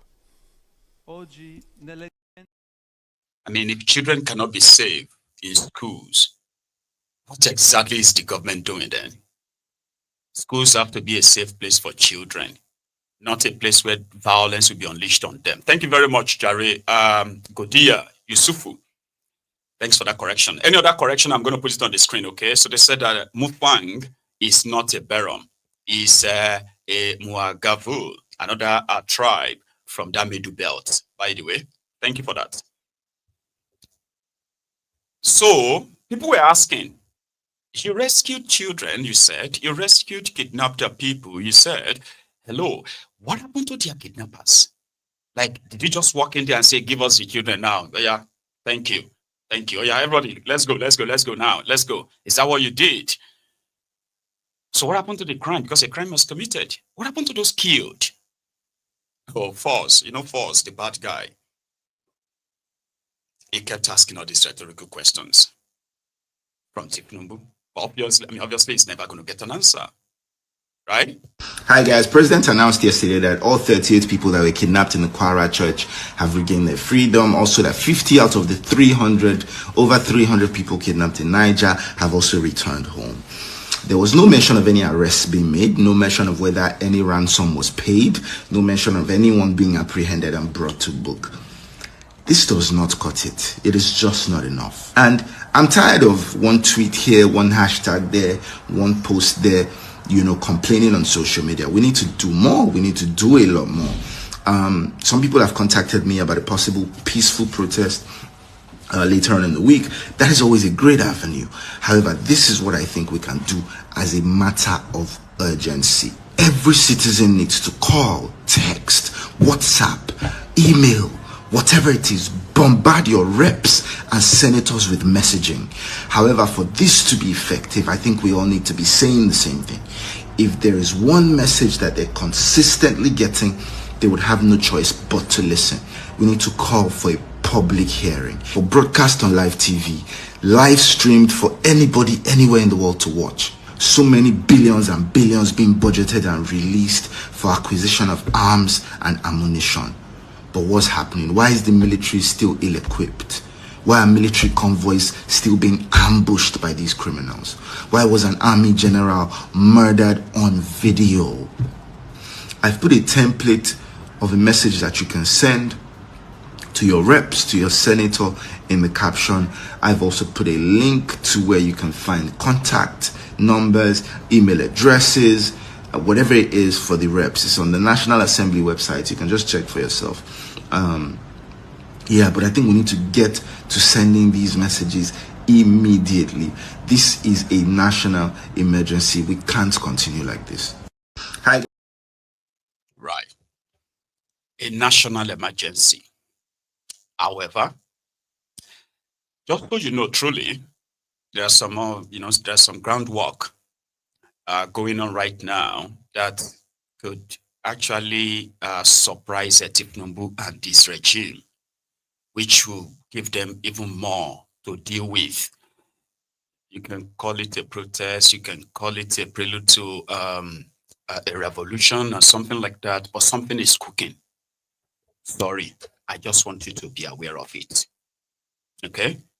So for Tinubu and his gang, doing everything to convince not just themselves, but whoever cared to listen that they are on top of the situation.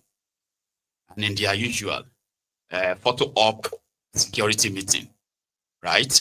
So yesterday they had a meeting with a Kolu in his asshole rock, where he's currently holed in. You get to go and brief him by telling him that they've rescued 50 girls. I've not heard from Referendum in a while, by the way. So yesterday, the chief of army staff, Waidi Shuaibu, the new guy, who has been going about with his own photo op, right? To show that, we are the new guy in town, the blah, the blah. But within a week of, or 2 weeks of their own appointment, Nigeria have lost nearly 1,200 people to kidnappers alone. So, however, they still give themselves some pat on the back by saying they are doing well. So I'm going to show you they are in and out of their what they call the security briefing with a call. I want you to observe the desk, observe the room, and tell me, with the situation you are in that country right now, does this look like a serious security meeting? You tell me, because... Well, we're all aware of what is happening around our country, and Mr. President, in his ways, has decided to summon all the security heads to the villa this Sunday evening to discuss this matter, because it is of utmost importance to Mr. President. Therefore, discussions have held, and I would want to introduce first the Chief of Air Staff here, and the Chief of Army Staff, the Inspector General of Police, and the Honorable Minister of Solid Minerals. We just came out of a meeting with Mr. President, and the Chief of Army Staff will brief you on some of the decisions taken at this meeting. Thank you, Honorable Minister. Chief, sir, we just heard from the Minister. What can you tell us about the motivation, the encouragement you've got from Mr. President? Yeah, thank you very much. If you recall what the happenings in our country currently, and the fact that Mr. President actually cancelled his trip to the AU and the G2 summit in South Africa, to focus on the issues back at home. And we're just coming out from the situation room currently, whereby the president actually chaired that meeting and also brief him on some of the things that have been happening since these unfortunate incidents have happened in the country. Presently, we are receiving very good positive news from from Kwara State, where the entire 38 people that were abducted have been reunited with their families. And progress is also made from Niger State, whereby we have about 51 of those students that have now reunited with their families. For Kebbi State, efforts are also yielding positive results. Progress is being made substantially in that aspect. And all security forces are still deployed there, cordon of the whole general area, whereby we expect that we'll have some also news from that general area. During the directive meeting with Mr. President, he also made mention of the fact that or made certain pronouncements and give certain directives which actually concerns the police, and I believe that the IG will also make that public. Right, thank you, Chief. Sir, IG, you just heard from the Chief. What is new coming from the Nigerian police to really give momentum to this fight against insecurity? Yeah. Okay. This emergency meeting of the service chief with the Inspector General of Police with Mr. President is to review recent incidents of abduction of school children in Kebbi and in Niger, an attack on vulnerable communities. Mr. President took briefings from all of us, and he's satisfied with our efforts so far. He's particularly happy with the recent development in Kwara, where all the 38 abducted victims from a church have all been rescued and reunited with their families. Mr. President went further to give orders to us, orders which include the immediate action to free the police from VIP protection and provide more men for the ongoing fight against. What do you mean? What do you mean about the VIP protection? Yeah, what I mean is that Mr. President gave direct order that immediately policemen providing VIP protection should be made available to join the forces, combating the... You see, the policemen providing VIP protection presently are to be withdrawn, and they are to complement the ongoing efforts against criminalities. Thank you. Thank you so much, sir. You want to add something? You want to add something to it? You said it all. Okay. What hope do you think Nigerians... Very soon, Nigerians would also hear very positive developments and news on this front. So, all in all, there is cause for Nigerians to be upbeat that the commander... Well, we're all aware of what is... I'm move past you. You know I'm rich me guy. I swear to God that talk. I'm move past you. I'm move past you again. I'm move past you. Ask anybody. See, you go argue this thing, but I swear to God I'm move past you. Me, you don't see how they move before. Me again. I'm move past you. I'm move past you. You know I'm rich me guy. I swear to God that talk. I'm move past you. I'm move past you again. I'm move past you. See all the mumus. Those are the people addressing the over 200 million people. Oh, we got the positive news from, there's nothing like, and the corporates have also been arrested. Some of them who tried to open fire on our team, they have also been executed. So, but we have about 10 or 20 of them in custody right now. Nothing like that. Just good news. You should be upbeat. We got them back. And also about 51 children from 315 children. 315. About 51 of them have returned, and we have reunited them with their families, just like that. So what happened to the remaining 264, 65? They are human beings, so 1, 2, 3, 4. Do you know what it's going to take you to count from 1 to 265? Try it. So that you can know that it's not even something you can just wish away, even if it's just one. But these are the top security chiefs in Nigeria briefing the press about their security. I think I have the video of the start of the meeting when they were arriving. Just take a look at the room, okay? I think that's the video. Take a look at the room and tell me their situation room with Tiknumbu quickly.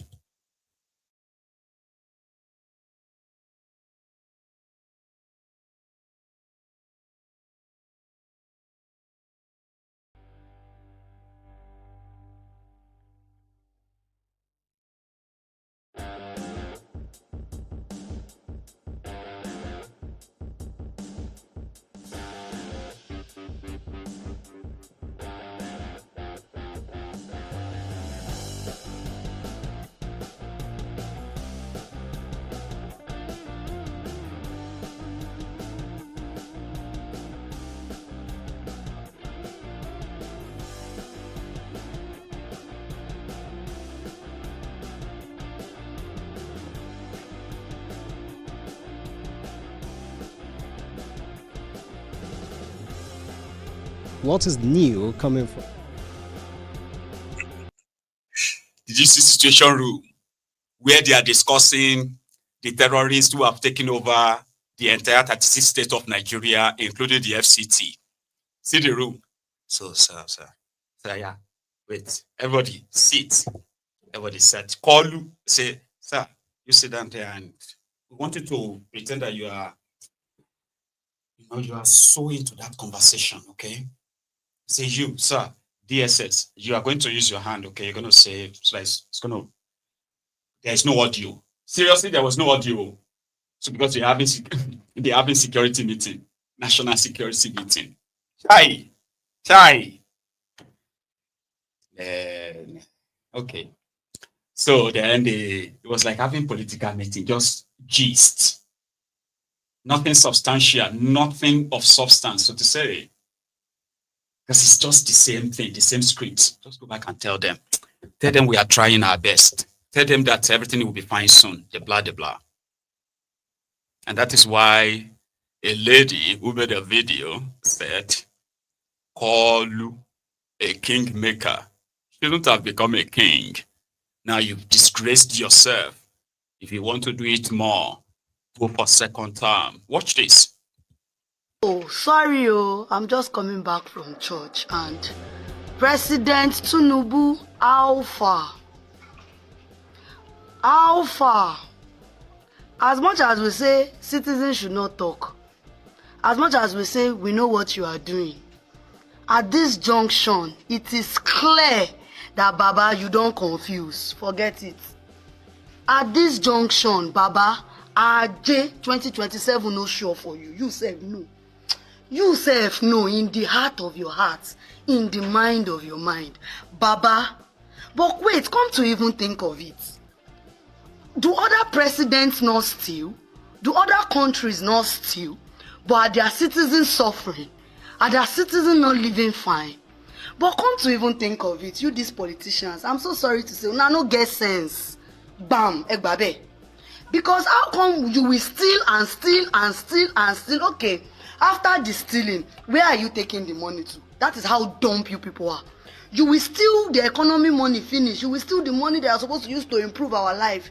Bam! You will now carry the money. You will now go and be improving another person's country. Because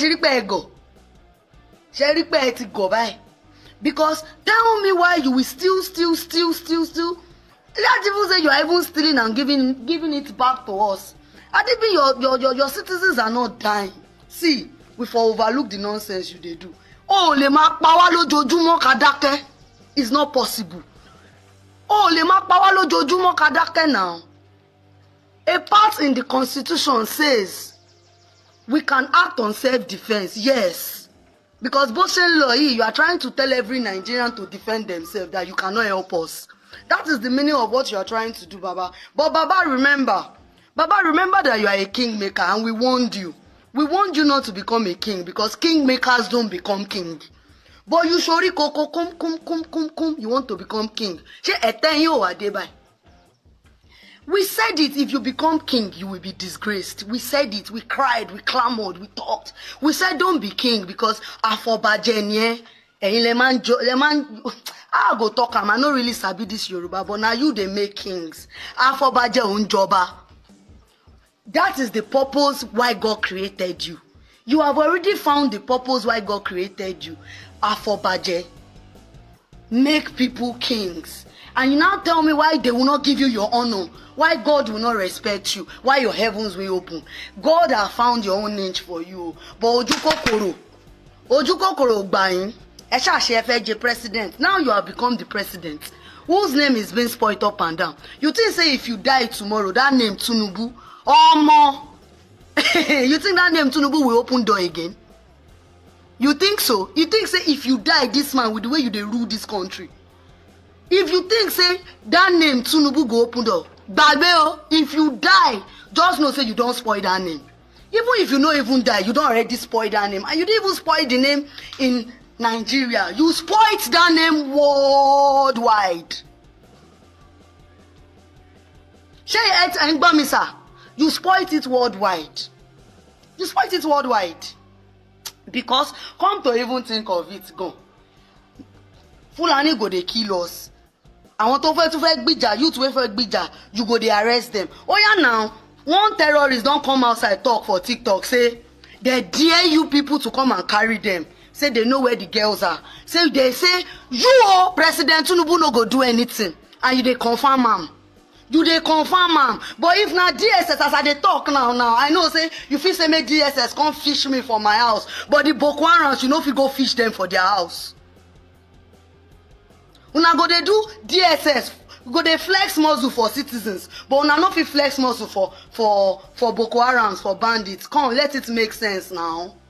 Let it make sense now. During Jonathan era, Baba Imoran saying dada o, I no get amnesia. I remember every move you did. I remember every move. You were the one that spoiled Jonathan's era. Egbabi Moshe so. You did everything possible to spoil that man's tenure, thinking you can do better than him. Oh yeah, now you don't sit that seat. Oh yeah, you are now worse than that man. You don't sit the seat now. Even you, he show me die. Say your mind, you know, fit sleep for night. He show me die. You our witon, you they change organs, you they change everybody.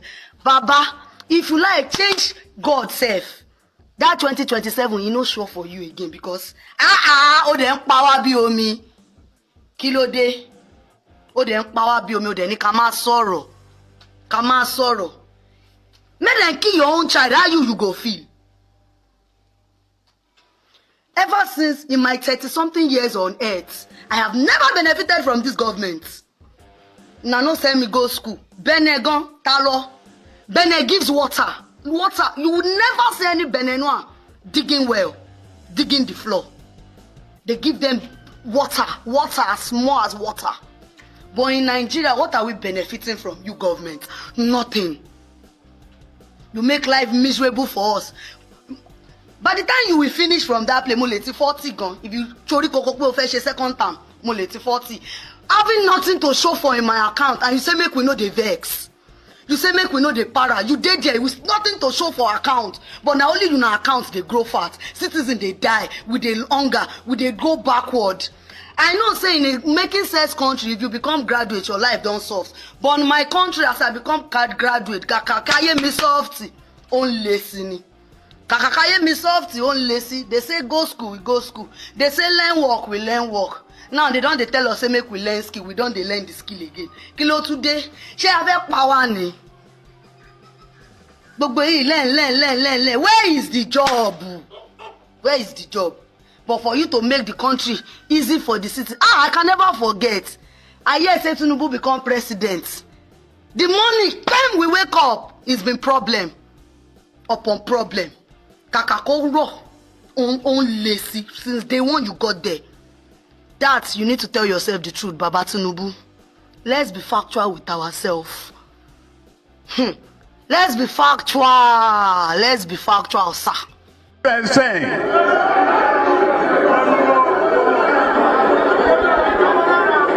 Kò ní ìdí ká kọrin Ògúndé Yorùbá sọ̀rọ̀ ẹ̀wẹ̀ di bọ́ọ̀lù fàyàráyé gbá ó gbá wọn sísàlẹ̀ ó gbá wọn sódò. Ọ̀rọ̀ orin kọ́ ọ̀rọ̀ ẹ̀tọ́ ni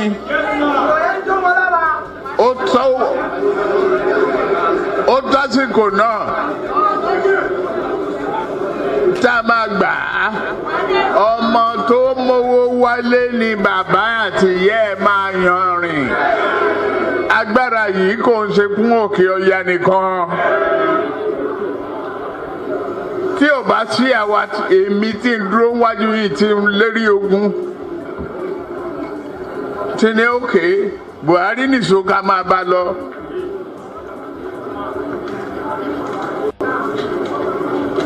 Kò lè di president.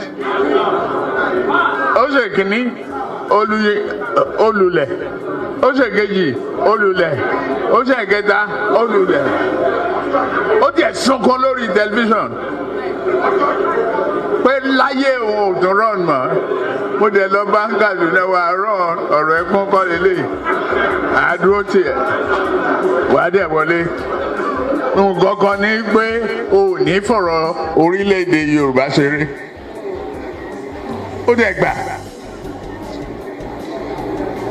látijọ́ tó rẹ̀ ti débẹ̀ mi ò gba mínísítà mi ò gba contract mi ì tọrọ ọbẹ̀ mi ì tọrọ gàrí mi ì tọrọ fúra lọ́wọ́ ẹ̀ mi ì dẹ̀ ìyàwó ń bẹ̀ ó wá ní lọ́tẹ̀ yìí o Yorùbá ló kàn.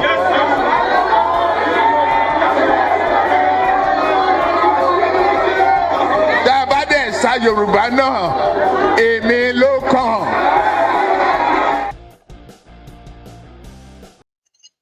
Òun ló kàn. You know, he didn't actually win the election. Be reminded of that. So don't get too carried away that he's going to win again, because he didn't win the first time. Not that people didn't vote for him. Millions of people actually voted for him. But they were not enough to make Tinubu president of Nigeria. But the rest, they say, is history today. Now, he's been your president for over 2 years, nearly 2.5 years. And like that lady said, it's been one problem after the other. While they are promising them it's going to get better. Go school, they went to school. Become graduate, they are graduates. Oh, go and learn skill. They went back to go and learn skills. Now they are telling them to go and learn defense skills to defend themselves. So what exactly would you say you're getting from them? If you are not benefiting directly through their appointment and other freebies, the crumbs that they share, and some of you, the Ronukus actually shares, right? So if people are allowed to decide who leads them, there is actually no chance that APC, Egbekegbe, will survive. But in a chaotic contraption like we have right now, where more and more people have been impoverished so badly that their sense of judgment must have been altered by hunger. So it's difficult for people to actually really make rational decisions under this kind of circumstances, right? But yeah, in the midst of all of that, right, there is those who I would like to point out to, those who claim that they are working for peace, okay? Look at this preacher. You may not understand what he's saying. I'm going to tell you after this. He's a known preacher on social media and even off social media. He is a known supporter, sympathizer of the terrorists killing people in Nigeria. And guess what? You may actually think this charlatan, as well, who is actually a terrorist himself, right? You may think he's doing this because of his, because he's a Muslim. Oh, he's doing it for Islam, right? Now, he is a good example of what the extremists are, who are hiding behind religion, and why those of you who are moderate, those of you who are not, jihadists in mind, those of you who are not interested in killing your fellow man just to prove the supremacy or the superiority of your own religion, right? You should condemn people like this. Because you know what he's saying, right? He's not just against those of you who are infidels, who are non-Muslims.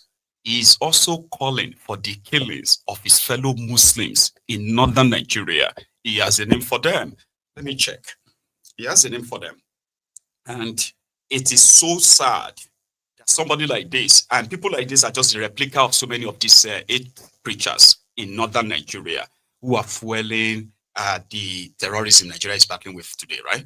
So to those of you who are northerners, right, this man you are about to watch is saying that it is better, far, far better and beneficial to live with the Fulani terrorists as well as a Boko Haram than to live with the Darikas, the Tijaniyas, and any other sect that practices what these other sects are practicing. They are all Muslims, though.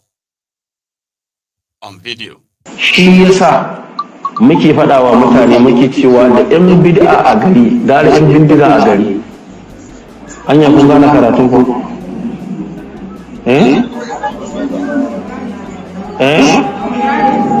Ba ki gane ba? Ƴan bindiga masu kashe mutane kidnappers to da malaman bid'a a gari da ƴan bindiga a gari. Anya yanzu kin gane ko? Shi yasa. It is it's better to live with kidnappers than to live with the people he called Yambida. I've been a Yambida. He considered them as worse than those they called the infidels. They are fellow Muslims. So when they tell you that Muslims are also being killed in northern Nigeria, it is not a lie. But who are the Muslims being killed?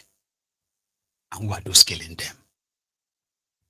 So when they try to convince you that Donald Trump coming to Nigeria, Donald Trump sending American troops to Nigeria to come and combat this extreme Islamist is an indirect attack on the Muslims, or calling it a Christian genocide is an indirect way saying that the Muslims are killing Christians. Those who are pushing the narrative, those who are pushing that into your head, go and check them very well. They are those who are in closet support of the terrorists. But they can only convince you because you share the same religion. But they won't hesitate to kill you in the course of their cleansing. When they kill the infidels, and you think, oh, now you have an Islamic Republic of Nigeria, then that is when you are going to realize that where there is no Christians to kill anymore, or non-believers to kill anymore, that is when it will become your own turn, because it's already happening. So when Gumi and the likes are trying to make you believe that an attack on these terrorists or a threat to come and get rid of them is a threat against Nigeria, is a threat against Islam, they are recruiting you to join their sympathizers. And in your own mind, you will do anything to defend Islam. But these ones will kill you once they have their way, by the way, just so you know. And that's how you have to condemn them. Do not see any of this as a direct attack on your religion, because those who want you to believe that are not actually in the same book, you're not in the same kind of like a page. So going forward, the women in Southern Kaduna, despite all they have been through in the last decade, they seemed to remain kind of like strong-willed, right? Enough in their own, what they call the space. They are called the Ekwa women. For those of you who attended Ekwa in the middle belt part of Nigeria, this is going to resonate with you, I believe.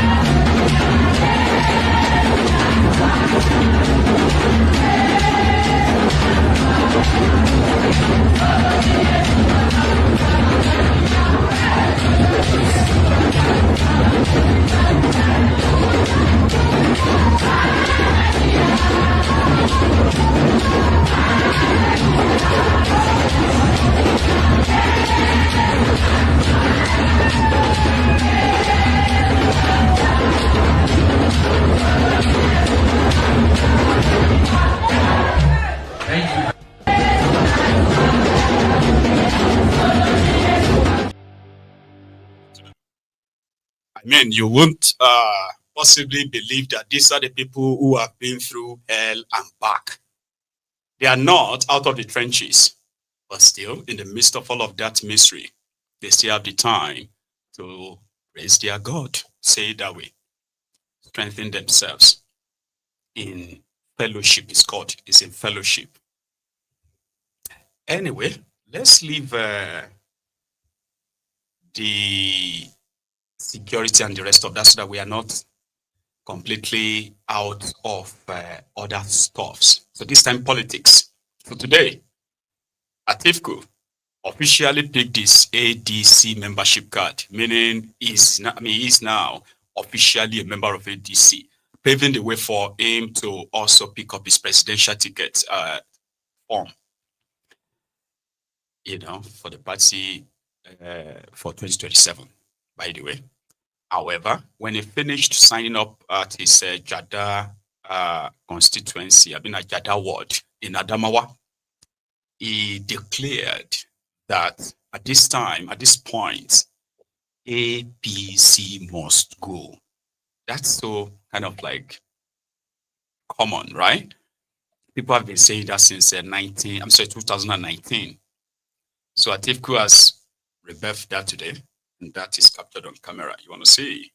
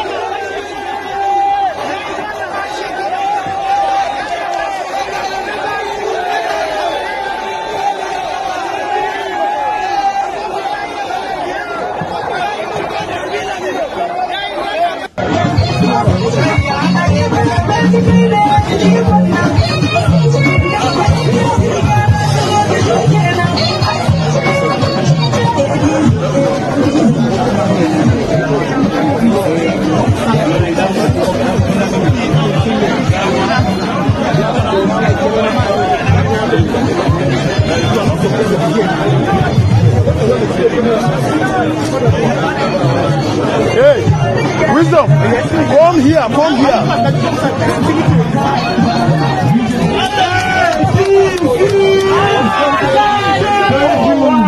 Thank you so much.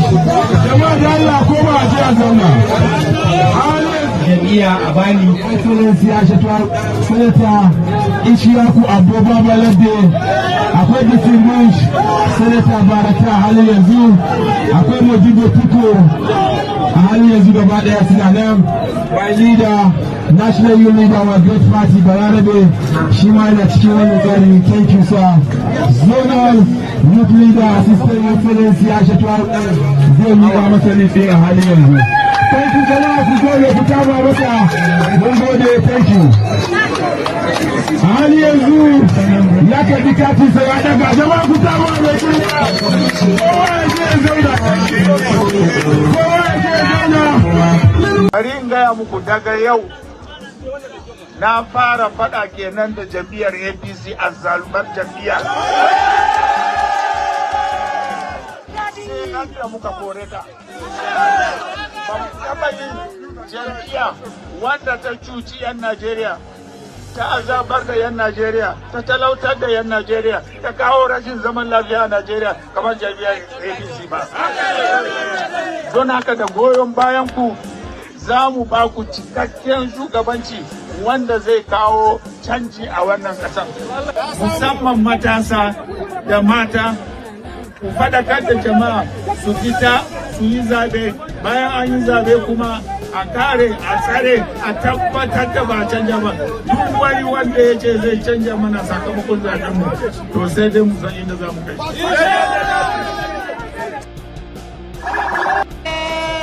The great youth of Nigeria. Great. Great. Great. Great. Great. Great. Great. Great. Great. Greatest. If we lend ourselves to innovation, we can create wonders. Here is a successful again, a town hall, different from Blue, Bulaba. Bulaba.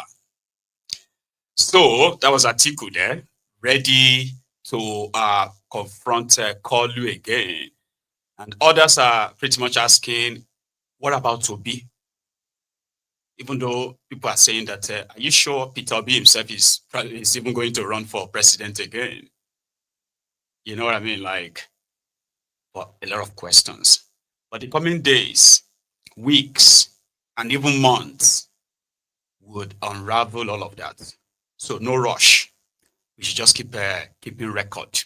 PDP, on the other hand, have lashed at Tifnumbu over the situation of the insecurity situation in the country.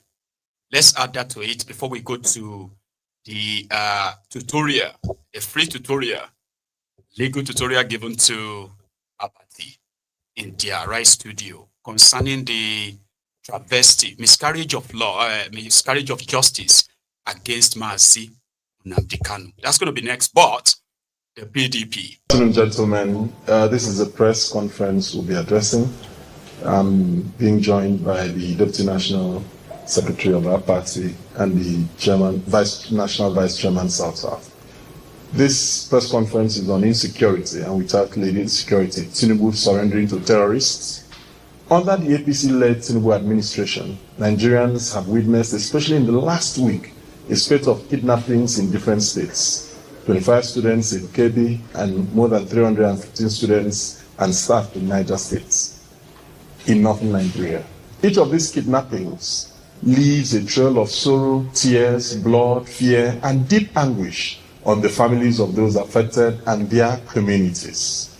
In response to this, different state governments in the affected region have taken disparate measures, while the federal government has yet to give any concrete direction.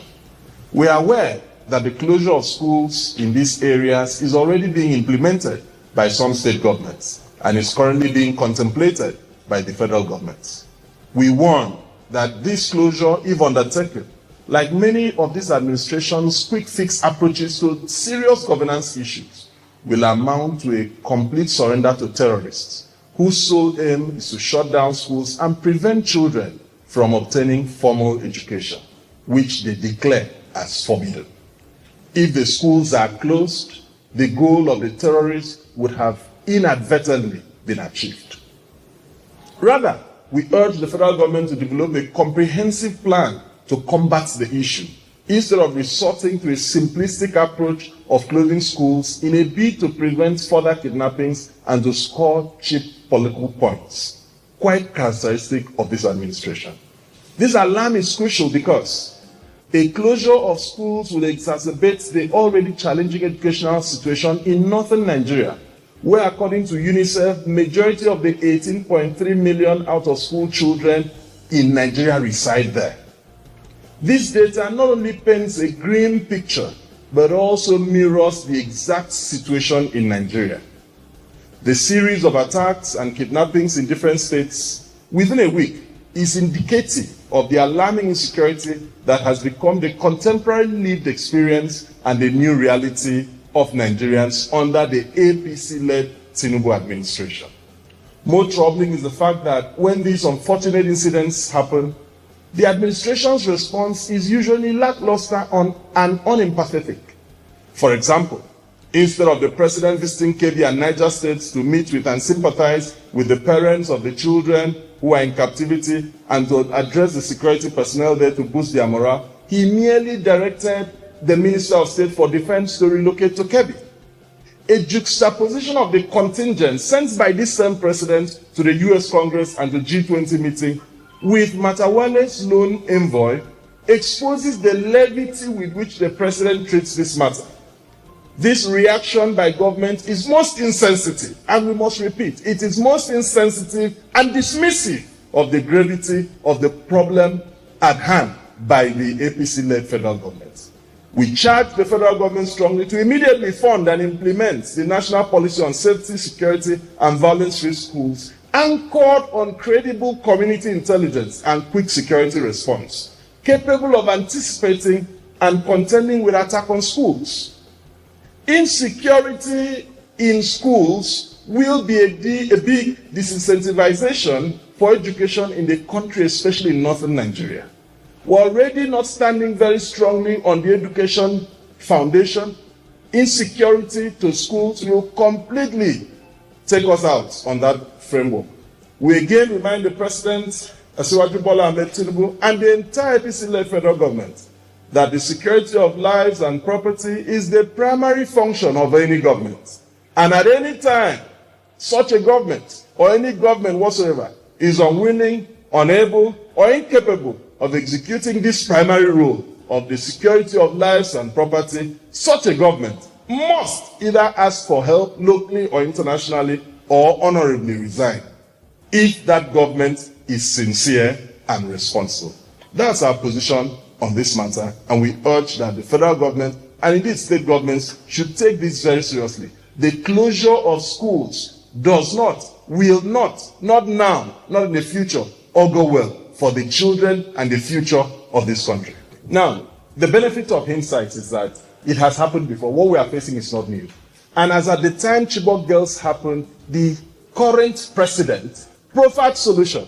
And as at NBA conference some years ago, the vice president said that he will be fighting from the front. This offers an opportunity. Nigerians bought into that story, and this offers an opportunity for that. Now, going to that, we are not, the academic calendar globally is not going to change because we are having insecurity. And therefore, children who have not been contributors to insecurity cannot be made to suffer. Gentlemen. How many times would they tell you before you know that Nigeria is not for you? Ah! Now they never leave you. They have left you behind. Photo, not be juju be that. Sorry oh. May God not allow them, make them kill you. He made so many valid points. But he's just talking to the wall. People who didn't care about the children who were displaced 10 years ago, 9 years ago, 8 years ago, 7 years ago, 6 years ago, even as recent as 2 years ago, whose lives have been altered, their entire life trajectory have been altered by this terrorism. They have been relocated from their, and they didn't like go back to school. They ended up in refugee camps. So government that didn't care about that, government that pretended that they didn't know the reason why they have so many out-of-school children, government that pretended that thousands of schools have not been either burnt or completely shut down in northern part of Nigeria. So if you are talking to them about the consequences of all of this, you think they don't know? And you think they care? They don't. That's the problem. This is how you begin to kind of review the problem and be like, the problem is going deep with Jubashen Rulosha. You can live in your relatively peaceful south that's currently being threatened. But you also need to have an idea of the ruins that these terrorists have actually caused in northern Nigeria. Not like lives have been uprooted abruptly and moved elsewhere with no provision, no anything for them. And they are also living in Nigeria. They are existing. They will need to survive. 22 million out of school children. That's more than the population of so many countries. You know that. And that's the number you toy with. And that's how sometimes when you ask yourself, how did we get here? How did we get here? The supposed Katsina governor, I believe, had this to say. Logistics networks. What assurances can you provide to agribusiness investors concerning their security fears? أعوذ بالله من الشيطان الرجيم بسم الله الرحمن الرحيم. Distinguished guests, ladies and gentlemen, assalamu alaikum. Honestly, you have raised a very fundamental question. When it comes to investment, there must be security. And as you are rightly aware, that Katsina State, when we took over About 24 of our local governments are under siege by this insurgency and what have you. But first of all, we understand the fact that you cannot address the insecurity without involving the community. So local approach to the insecurity is one of the major factors that we have considered as government to tackle the insecurity challenges in our state. We created what we call in the first 5 months of our administration, Katsina State Community Watch Corps. As I speak to you today, we have graduated the first, second, and third batch with over 2,500 young able men that were trained, equipped with all assets. It makes it easier for them to address the challenges. And again, we realize that we have to involve the local communities at the grassroots. We establish what we call village security committees. We establish district communities as security committees. We engage over 9,747 members at various levels of these committees to help to tackle the insecurity issues affecting our state. Again, we are able to synergize between the Community Watch Corps and the conventional securities that we have in the state by providing them allowances to operate. And reports me the first female copper to serve in a cemetery as a manager. The first female copper to serve in a cemetery as a manager. Now they are the cover, so if they reject me, they don't want to reject me. I bet who I want to manage, who I want to manage for there, who I want to manage. I don't who I want to manage. The first female copper to serve in a cemetery as a copper. That's where Nigeria need problem here. That guy talking is the governor of Bokuwari's state. That state currently is Shina Northwest. What do you call that place? Is the headquarters of some ardent terrorists. That's why you're going to know that people know Mbe, from leaders to followers, call on Shanu, everybody. If some of you are people like, if you have been paying attention, right, there is something, right, about Nigeria and Nigerians that if you are working with data, you realize that everything around there is to stress you for no reason, then possibly help build your own madness that you can't really explain. So they said about 75% of Nigerians have mental health problems, and they don't even know, which makes it a problem. And that is why you will see someone who looks so nice, educated, dresses nice, and all of that, in fact, well educated. And you're like, wow, a complete gentleman. Oh, what a perfect lady. And then they will open their mouth on issues to discuss, and you'll be like, you get that kind of feeling. Thought process here, any suit can cover, suits cannot cover it. Here you get, you can't really prevent it, or dressing nice or speaking good English and or having this impeccable, CV and all that stuff will not change it, because Nigeria has a way of indoctrinating us along the line. And somehow, some of us who choose not to be like that, we are called the rebels, by the way. So that's why they said that the leaders are the reflections of the followers. Your leaders are the reflections of the citizens. So if these criminals could make it to the position of authority, that tells you that a sizable number of the population are actually mad. And they don't know. Sure.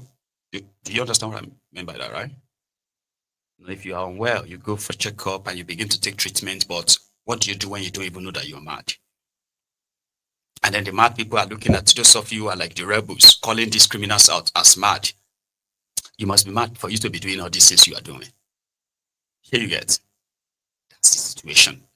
Now let's go to about the studio, right?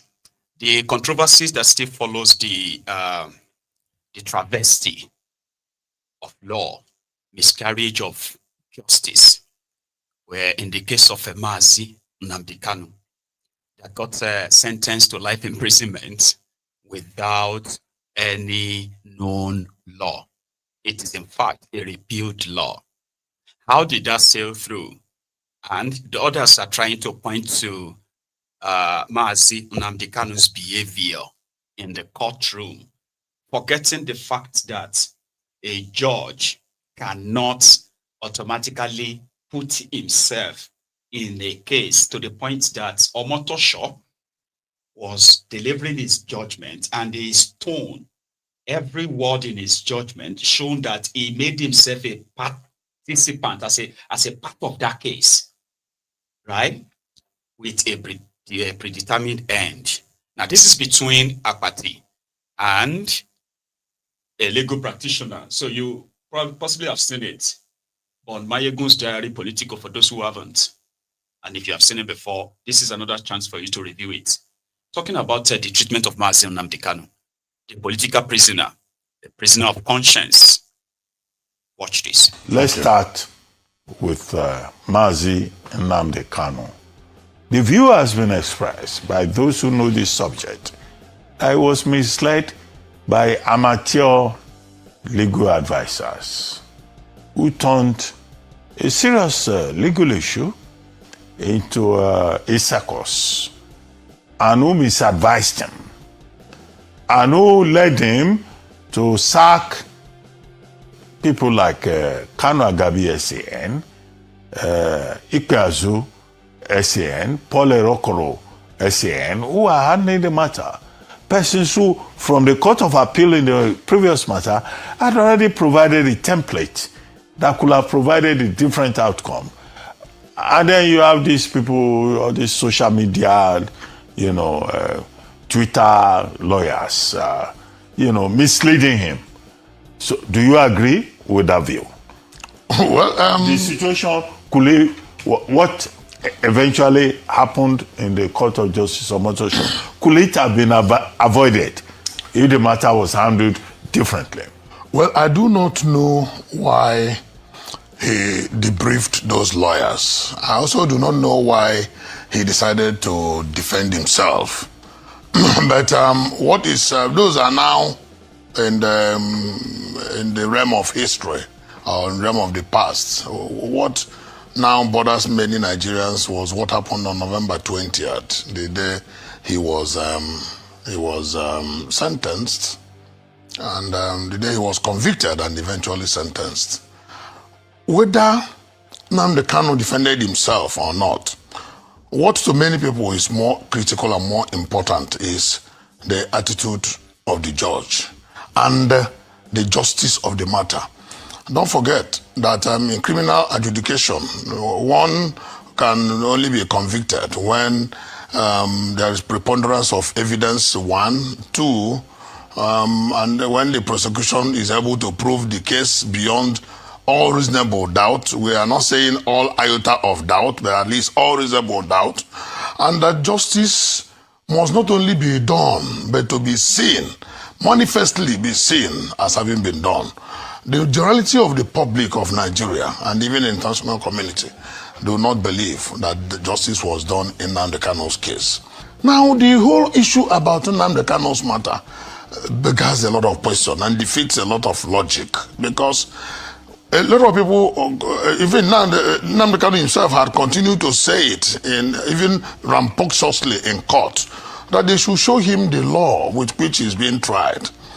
Because by the time many people didn't understand, because all the people who were not privy to the charges and people who were not privy to the goings on in court were at a loss as to why would a man be charged for an offense that is not known to law in a criminal trial. Because a Nigerian statute book says that one cannot be tried for a law of an offense not codified and known to law. Yeah. And then under the principle of fair hearing, sections 35 and 36. Absolutely. And there is nothing like retrogressive action in law when it comes to criminal action. Yeah. We are not a military regime. Now, but Nnamdi Kanu was charged under the old law. Under the old law? Terrorism. He was charged under the 2020. No, not under 2022. Under the older law of 2011. 2013, yeah. Not 2022, 2013. 2013. That was repealed. The old law. The old law that was repealed in 2022. Yeah, but so the new law will not take effect. No, don't forget that charge under the old law got extinguished in October 2022. When but the law, you yourself just said it, cannot have retroactive effect. We cannot have retroactive effect. Those are issues they will resolve at the level of appeal. No. There is one major issue that is even on the open. Okay. Because in the first instance, don't forget that Nnamdi Kanu had earlier been acquitted by the Federal High Court before federal government went to Court of Appeal. And every moment an accused is acquitted, discharged and acquitted, he goes home from the court. He can only go back to the prison or to wherever he was detained to collect his personal items. If he doesn't want, he can abandon them there. If he doesn't want, he can go from there to his house. If he doesn't want, because at the end of the day, the federal government refused to release him. So at that point of that discharge and acquittal in October of 2022, the court became functus officio. So you can no longer hold on that old law. But by the time you saw the judgment from the Constitutional Court, it was referring to the 2013 charge. So that became a very, very strong issue against that judgment and against the entire procedure. Okay, but where the accused person abusing the presiding judge, and you said, oh, the presiding judge is a problem. What do you expect his lordship to have done in a situation whereby the accused person took over the proceedings of the court and questioned his integrity, questioned his... So what the judge did eventually in the 144-page judgment that I have seen is that he just applied the law. Simply. Dr. Abati, you may say so, the judge may claim so, but the judge committed what majority of the people describe as a travesty of justice, and I tell you why. No, look, don't quote mob opinion. No, you are a lawyer. He's not a mob opinion because there are the facts are there. The judge jumped into the arena. The judge even usurped the office of the executive. How? I'll tell you why. It does not lie in the purview of the court to decide where a convict will be kept. The very moment you decide, you give it your judgment, you become functus officio. It is the duty of the executive to determine. Which means that the matter has ended. Yeah, the matter has ended. It's the duty of the for the judge to say. What functus officio yes, for the judge to say he has to be kept in a certain form of confinement.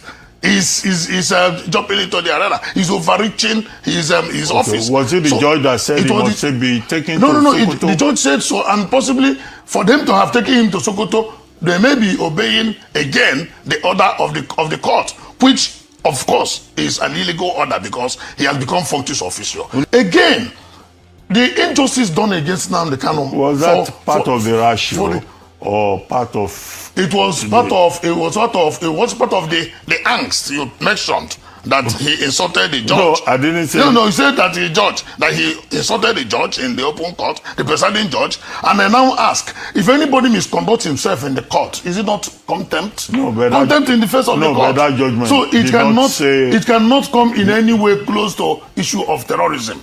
If the judge felt he was insulted, whatever the judge may have said, obita. The same way immaterial. Is good. Another issue that still keeps hanging on is, if you look at all the counts, the 7 counts, a lot of them will be talking about his broadcasts. Almost about 5 of the charges talk about his broadcasts. And that is why his lawyer said, how has Mayor Puffy word of mouth amount to terrorism? You know that when you are talking about criminal issues, you are talking about the actus reus and the mens rea, the reasons and the action.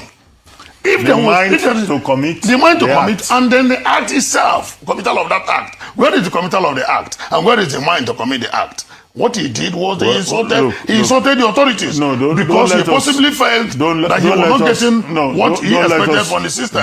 So these are all the issues that will come on appeal at the end of the day. Don't let us reopen the case. Because he's already had his own, view. That part where this age group of Abati, it's not just Abati, people of his age group, they are of the generation that believes that you do not insult elders. You do not insult authority. You do not insult religious leaders, no matter what they do. Because if you do insult them, that simply means you lack home training. Even if they are wrong, it is not in your place to disagree with them in that open. You have to do it respectfully. So to them, somebody like Nnamdi Kanu is so rude. They are not listening to his points. Everything is pointing out and is being shut down. Everything is pointing out under the law. In a court of law, you are quoting the laws. The judge, who should be attentive to what you're saying, continue to shut you down, ignore your this, and then others are now using your reactions as a means of why the judge got upset. Not because you violated any law, because there's no law to convict Nnamdi Kanu.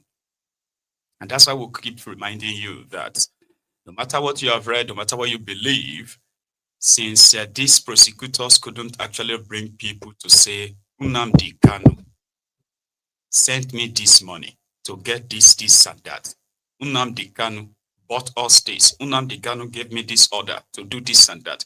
These are the supposed facts that should be presented before a judge, not video broadcast.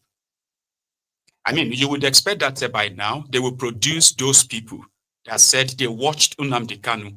That's why they went to go and burn police station. That's why they go and burn this or burn that. The government was supposed to present those people because they should have arrested them, right? And then make them witnesses to say, yes, it was Nnamdi Kanu's broadcast that got them this. None of that is presented. They are covering their thugs as well as their policemen. They were wearing mufti, not uniforms, so killing Nigerians during NSAS. Now, they want Nnamdi Kanu as the scapegoat. And they couldn't even do that perfectly well. By relaxing to look for a particular law they could use against him. Here you get, they are practicing what is called double jeopardy. And to make it worse, the travesty of justice, miscarriage of justice, right? To make his own appeal more difficult, they sent Nnamdi Kanu to Sokoto. Now, if you have to drive from Abuja to Sokoto, it may take you up to 11 to 12 hours due to bad roads and all of that before you finally get to the place. Or maybe when you fly, you can reduce the hours of your travel to maybe about 5 or 6 hours. It is that intentional. Nnamdi Kanu exposed the caliphate, the political, the politics of religion, where they are deceiving people who share the same similar religion with them before they kill them. So, okay, why would they kill others? Nnamdi Kanu exposed all of this. It was supposed to be a whistleblower. Then they decided to actually scale or kick off what they call the unknown gunmen, and escalated the insecurity in the eastern part of Nigeria. Yet, they still couldn't pick people who are victims of this insecurity in the eastern part of Nigeria that they could present as witnesses and say it was because of Nnamdi Kanu. They couldn't do any of that. They couldn't do their own research from their own laws to find a perfect one they can use to try Nnamdi Kanu. They have been holding him for 7 years of the last 10 years, only to convict him on an unknown law. Unknown law. You get? His lawyer, by the way, Ejimako. But right now, what we are faced with, or what everybody should be concerned about, is the post-judgment regime. Mazi Nnamdi Kanu still retains his constitutional right to fair hearing under Section 36 of the Constitution. That constitutional right is going to be expressed before the Court of Appeal. Or perhaps there could be some post-judgment maneuvers that could be made before the High Court. But for now, it is known, well known to the whole world and to the court, the High Court, and to everybody else who is a stakeholder in this case, that Mazi Nnamdi Kanu has no legal counsel. So as I speak, he still represents himself. But see, after the sentencing, I was surprised, and I think everybody else who was monitoring this case was surprised that he was plucked from Abuja and taken all the way to Sokoto, which is in the northernmost part of northwest Nigeria. So you begin to ask, how can he effectively prosecute his appeal, or even take the initial steps towards initiating his appeal? Initiating an appeal is not an easy thing to do. He has to file a notice of appeal, he has to request for the transcripts of the record of proceedings before the High Court, pay for them, review them, and do all sorts of things, all sorts of activities that will now play out before the Court of Appeal. And these things require his personal, physical presence to get these things accomplished, unless he hires a lawyer. And up to this point, he hasn't indicated that he's going to hire any lawyer, or he has not made known to anybody that he has hired any lawyer. So you begin to wonder whether he will be able to prosecute this appeal from his prison location in Sokoto. The Sokoto division of the Court of Appeal doesn't have jurisdiction over this case. It's the Abuja division. So putting him in Sokoto, I know it's true. It is not the fault of the judge. It is the fault of the executive branch. Once someone is sentenced, it becomes the property of the executive branch, in particular the correctional service. So that decision to put him in Sokoto perhaps did not take into account these concerns that I'm expressing. It is very insensitive to his rights. Prisoners do have rights. That you are in prison doesn't mean you have lost your rights under Chapter 4 of Nigerian Constitution, your fundamental rights, in particular Section 36, which is really what is relevant now. Can Nnamdi Kanu effectively prosecute his appeal or even initiate it from that location in Sokoto? The answer is no.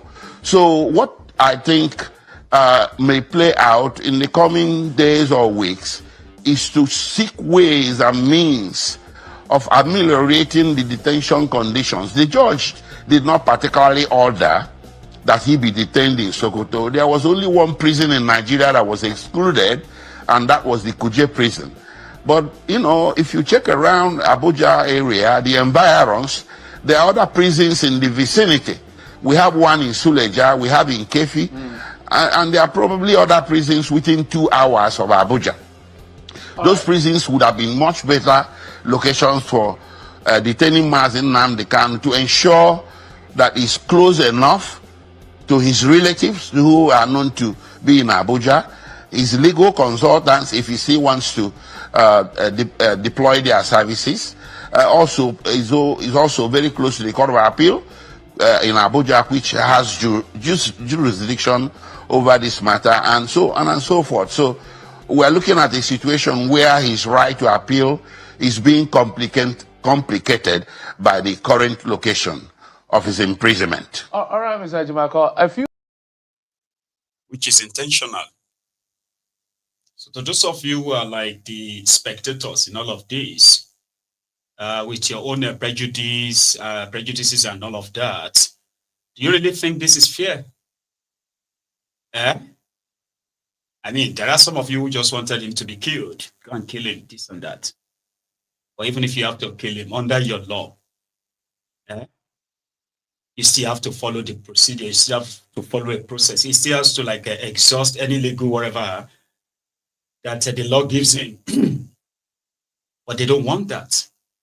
So they are still going to tell you that he's playing hide and seek, is the one who is delaying his case without telling you all these legal lacunas that they intentionally put as roadblocks. The thing is, they want him to fall sick slowly and die. Or when he's about to die, then they will let him go. Something that will have a very, very dangerous repercussions, by the way. And you can join them to say nothing will happen. Okay. Because like somebody like Oji Usokalu, the ex-convict, who said he stood as a guarantor or surety for Mazi Nnamdi Kanu. The last time he was released on bail from the Akuje prison, remember? So right now he's now appealing to the Igbos to not react and remain calm and other things that will actually get you angry, especially if you are Igbo. Watching this, listen to Senator from Abia, the former governor there, also an ex-convict, by the way, Oji Usokalu. Thank you. Senator, now that Nnamdi Kanu has been sentenced to life imprisonment, how do you assess the verdict of the court? Not time for noise making. It's not time for fighting. It's a time for reflecting, sober reflection, as if I may say that. If I want to take you to memory lane, mind you, we advise few of us, James Ibori, few of us advise President Yaradua, Saraki, and President Yaradua agreed to go to amnesty in Niger Delta. Let me tell you, when we focus solely on Nnamdi Kanu, we have to solve this problem holistically, because there are over 30,000 Igbos that were killed, people that have their shop had no shops, people lost their business. People are just talking about soldiers killed and not the rest of them. There are many people that lost their jobs. There are many people that lost their shops. There are over 30-something thousand Igbos that were killed in this process, and nobody talks about them. The problem of Nnamdi Kanu is what we need to solve. Political process. Not so longer like Biaka Ojukwu and Mascot Uzokalo propounded, I saw in the news, that they should stop the noise, they should focus on the settlement with the federal government. Let me tell you, I have been working with the federal government of Nigeria on how to solve this issue. And nobody should question the decision of Justice Omotosha, because Justice Omotosha's question is the judgment of the court. Once the court says, what we should start looking now, the kind of people are going to appellate court, and we are using the political sides to solve the problem, because this is the area I know. I'll be contacting the Attorney General to advise the President, to advise people who are concerned on how we solve this problem. If you want, I can take you to memory lane. If I want to take you to memory lane, when I wanted to join the APC in 2016, may he so rest in peace, President Buhari, with his Minister of Justice and with the Director of SSS, they found a way and supported, because I told them I won't join the party if Nnamdi Kanu is not released on bail to face trial. If I cannot tell you, if you say you ask people to keep people, you must face trial. But I wanted him to be in his house, and even they were to release him to my house. I told them no. Where I live is sensitive. Release him to Omaya. We walked. Alhaji Lawan Daura is alive. And my names. Malami is alive. They all helped to make sure that he was released on bail. I can't go further. I know the pressure. May he so rest in peace. I know the pressure I personally put on President Buhari before he was released in April 2017.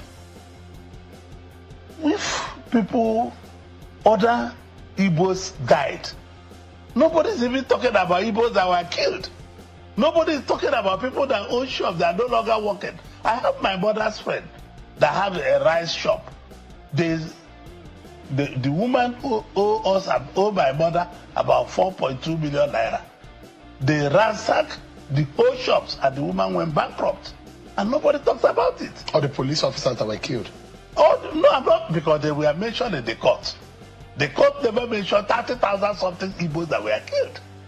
The court never mentioned about people that lost their business and run away from their villages. It's not something, don't let me to go emotional here, because it's not something anybody can discuss.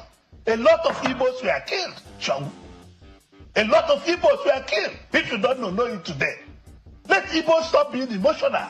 I want us to settle down and go on our knees and find a way that the man can be released.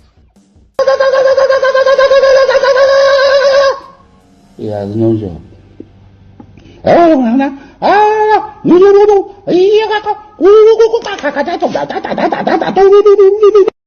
He has.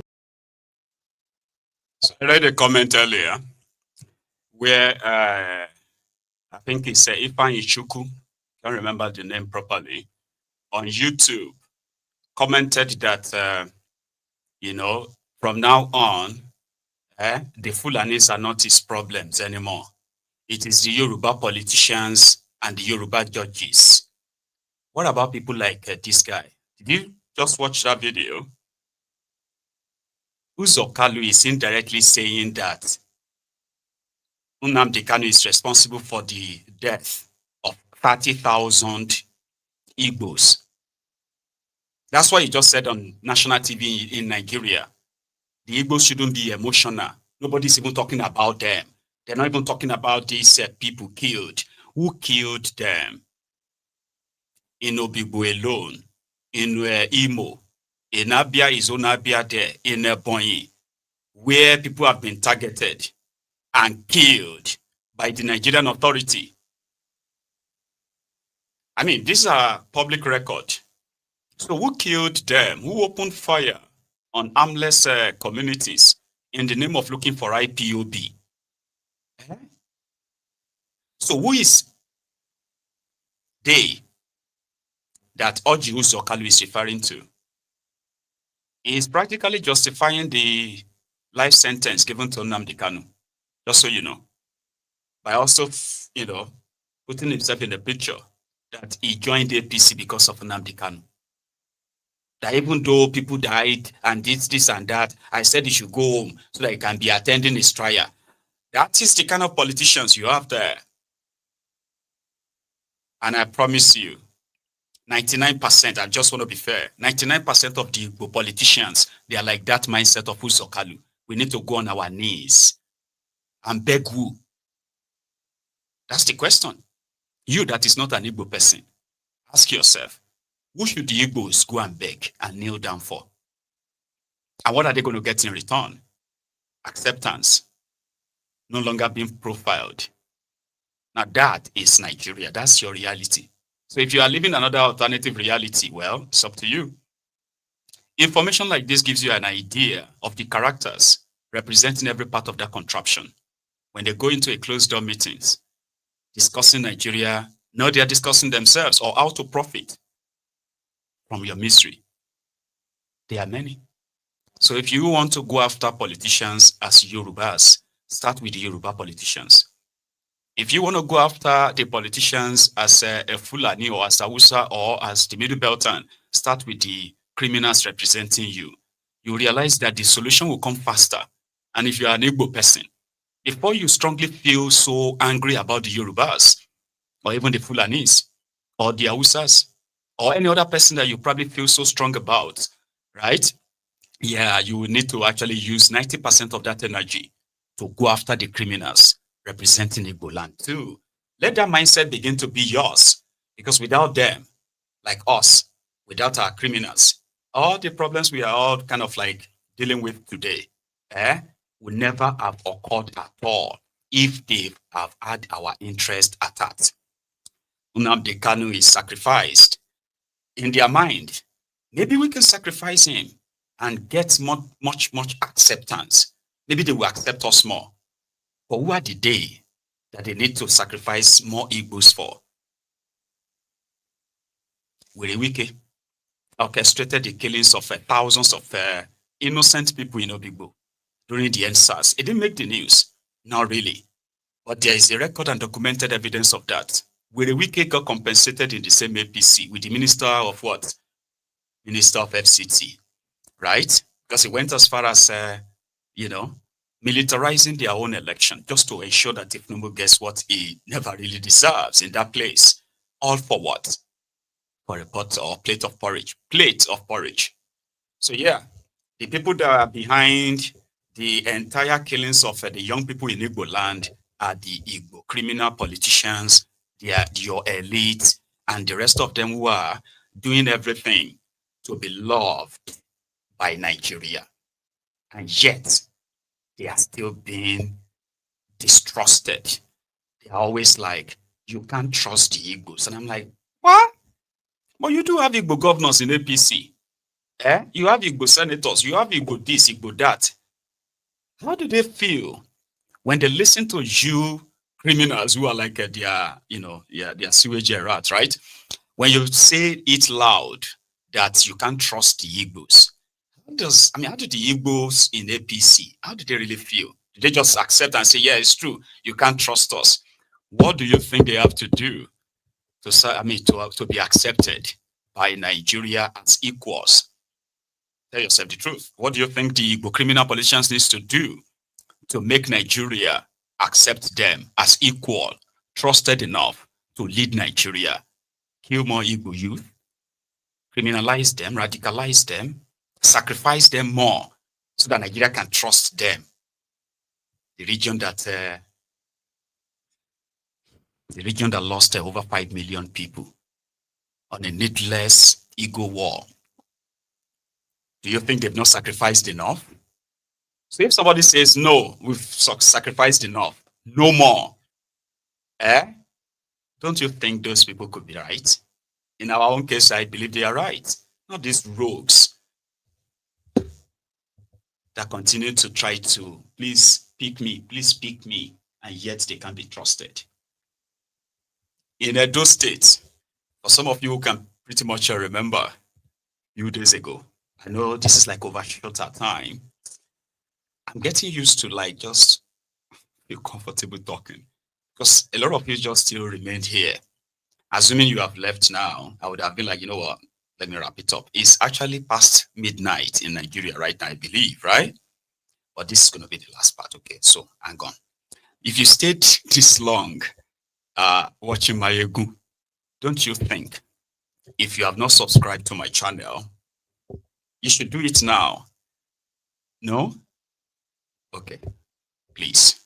And if you have not actually liked the broadcast, do it as well. It's a reminder. So a few days ago, or pretty much like about a week or two ago, I shared the story of how a supposed YouTuber or vlogger was attacked in Manchester because he was accused of insulting the Oba of Benin. Remember that story? Well, the slapper made a video after that and said, this is my face. I did it. I will beat you everywhere I see you, everywhere. Anyway, he possibly has now traveled to Nigeria. He returned back to Benin as a hero because the APC in Edo State, they welcomed him. For those who understand the genesis of what caused that slap, they were fighting over where should they keep the returned Benin artifacts. Here you get. So the Oba of Benin had a deal that once those artifacts are returned, they will be put into the Benin Museum, which will be renovated by the state government. Okay. So then Obaseki, who was their governor at the time, decided to open a different kind of like a gallery, like a museum, right? Where he called it a MOA. Now, being in power, he used this position to ensure that most of that artifacts were to be returned into that new edifice he built. That created, as usual, bad blood. And it was considered as an insult on the Oba of Benin. So that triggered so many youth that one day they attacked this new edifice, supposed gallery. They attacked it and ordered all the expatriates who were actually at the meeting or the opening. They ordered them out and told them, on the order of the Oba, this place is not officially the Benin Museum. So that controversy created a lot of ruckus on social media among the diasporan Edos, which was why the slap incident in Manchester happened. The factions, those who believed the Obaseki was right and called the bluff of Oba, and those who believe that no matter what, don't ever talk to Oba like that. Obaseki insulted the Oba. Well, The guy returned to Nigeria, Sha. That's a long story. And he returned as a hero. They called his slap, digital slap. After that, the Okpe Odoyo, the Dodoyo governor of Edo State appointee, invited him to the government house and gave him an award for being a very, very bona fide, proud Benin man. Let's start with the digital slap, by the way.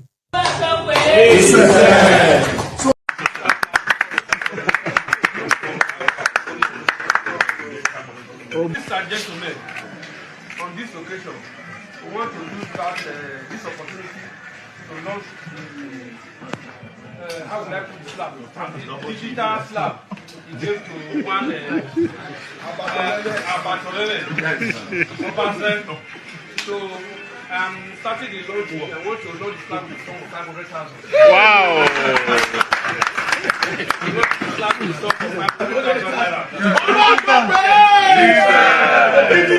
Yes. So chairman, host, deputy. Chairman.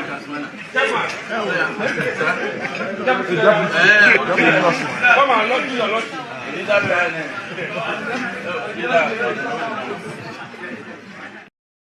Like I said, you returned like a hero. I mean, I returned as a hero.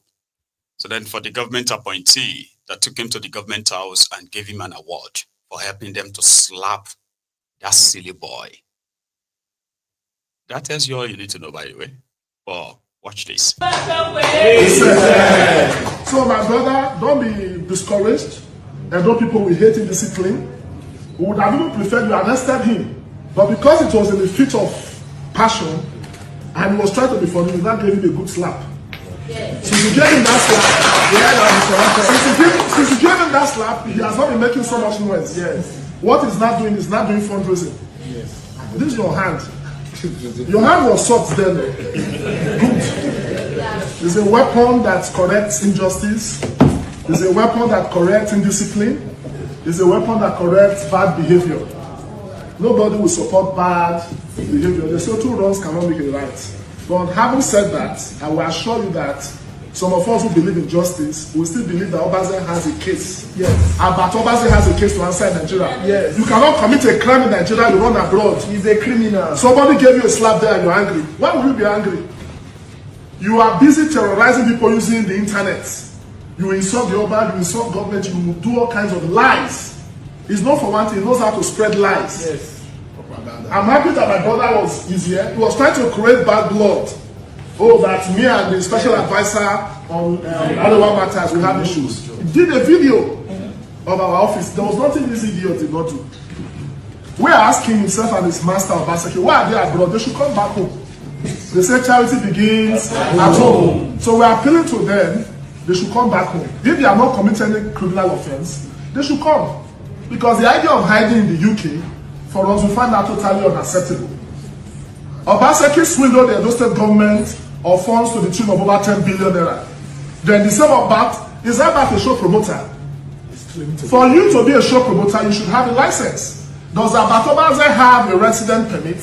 Because he who goes to equity must go with clean hands. So for you to be organizing shows, it therefore means that the British government has given you a resident permit, or you have what you call an employment permit. He's not permitted to work in the UK, but he's doing business. He's organizing shows for Obaseki. This monies Obaseki took from Edo State, they're using it to organize meet and is it meet and beats? Is it meet and beats? Meet and beats. When he meets, double cheers, meet and beats. Sorry, meet and greets. That's what they call it. But I think it has become meet and beats because some of these criminals are hiding in the UK. Yes. So when you meet them there, you beat them there and tell them that they have a case to answer in the UK. Because as I said before, provocation is a defense to assault. Yes. Because if you insult somebody's father in Nigeria, what you get is a slap. True of us. True. If you insult my father, I'll slap you. Yes. Yes. So if you take me to court, I'll go and defend myself. Yes. Because even in the UK, it is not allowed for you to insult the king or the queen. What they do is they stone people with egg. It's just that my brother didn't have an egg. They now converted his hand to an egg. And that slap, if you ask me, that slap was well deserved. Well deserved. Well deserved. And more I speak on it. More deserved. In international diplomacy, don't they attack countries where people will die? But what he did was just a slap.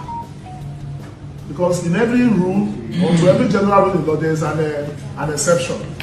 This one slap that has united Edo states. Yes. Both the rich and the poor, both the tall and the short, both the fair and the black, are saying that slap represents those that could not do it. In Nigeria, we have been looking for criminals to bring to justice, but some of them are hiding in the UK. If our people can be slapping them, and that slap will make them to come back, yes. Is it not good for them to be slapping them, for them to come back? They should be slapping them every day, you know? Everyday slap. Because it's only an animal that will insult a king as great as Yoruba Benin. Yes. It's only an animal. It's only an animal. You will see a king, it has violated some laws of the UK. So I want to appeal to you to also join those asking that this young man called Adefarasin, there's a man that Maiyegun calls him terrorist. Yeah, because what he has been doing there is what we call cyber terrorism. So he has a serious case to answer, and on behalf of the Gatekeepers Initiative, we have to give you this special award. This award of excellence. An award that says, promote the Benin culture, promote the Benin Kingdom, defend the Oba. You know, for as long as you don't do anything that will, because the slap has awakened the consciousness of Benin people to defend the Oba. Because the Oba as a king cannot defend itself. The Queen of England, try that, it's not the Queen, and you will see the wrath of the British people. There are two kingdoms in the world, the Benin Kingdom and the United Kingdom. Right? Yes. In the UK, you cannot insult the king. Otherwise, the British people will mock, they will kill you. If you go to the Wembley, just try, go to Wembley Stadium and insult the king. If you come back alive, you go and do Thanksgiving. Nuisance Lele. Nuisance Lele. Ah, my God. Let us be honest, right? Those of you who are still here with Maiyegun, how many of you right now watching is a Ronuku that you look at me and you look at this my bony cheeks, right? And you are imagining how many slaps you will land on them the day you see me one-on-one on behalf of Etifnumbu. Raise up your hands. How many of you? No, it's okay. I mean, it's digital, so it's called digital slap and all of that, so you have nothing to lose. Like if you see Maiyegun like this, he could do you like maybe you slap him. These are the characters in government in Nigeria. Slapping you is considered as the least of assaults that they can do to you and get away with, because they can kill you and still get away with that too, as long as they have the state protection, like those clowns in that room. Now, whatever that Albert did, and how much wrong it is, and it could probably be very wrong, all right? Violence is actually not the thinking.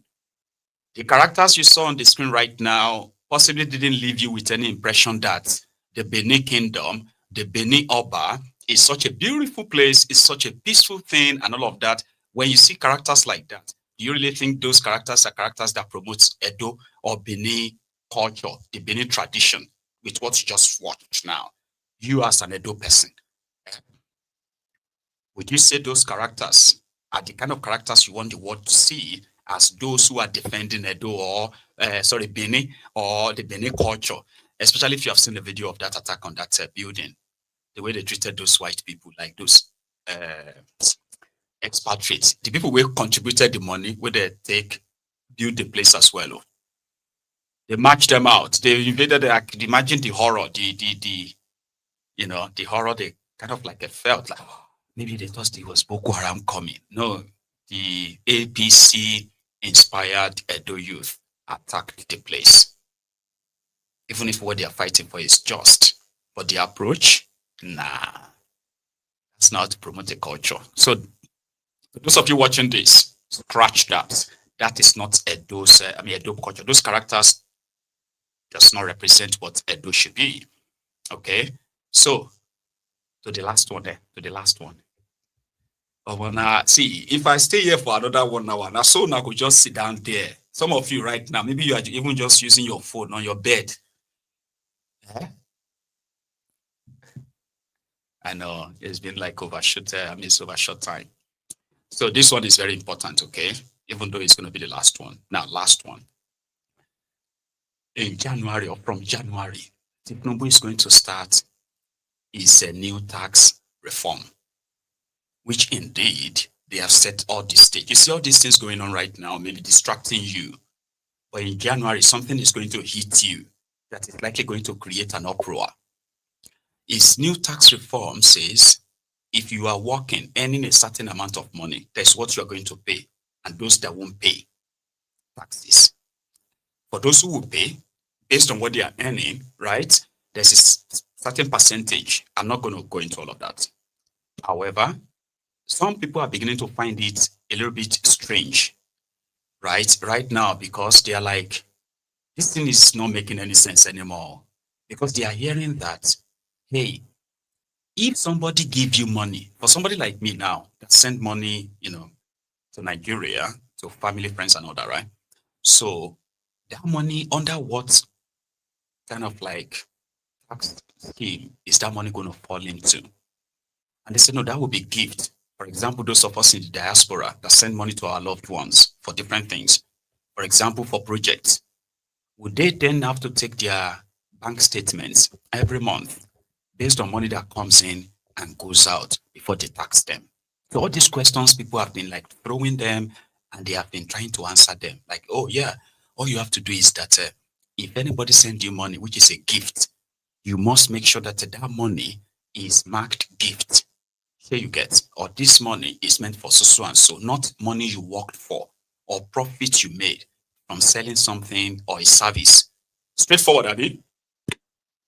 The problem now is that how they are going to implement this, which means it is either you work with your bank or get a tax, kind of like a broker, what do they call them, tax manager, to help you manage your inflow and outflow so that you can stay in place. In that instance, some people will escape this tax stuff eventually.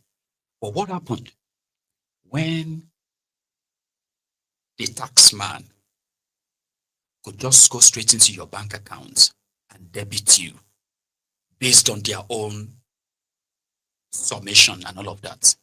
So what happened? In this country, there's a way you file in your taxes if you are certain earners. So you get me now? If you're working for someone, there's a way they actually take your taxes as well, okay? And then if you are a business owner, there's a way you actually file your taxes as well. In all of this, okay, there is no time, nowhere that the government will come straight into your bank and take your money without a court order. What that court order means is that once the government says you have not been paying taxes, we want you to submit your bank statement and the rest of that, they will be writing you, exchanging things. In fact, in the midst of it, they will probably expect you to even go and clear yourself, pay the tax, all right? But if you don't, then they will take you to court, right?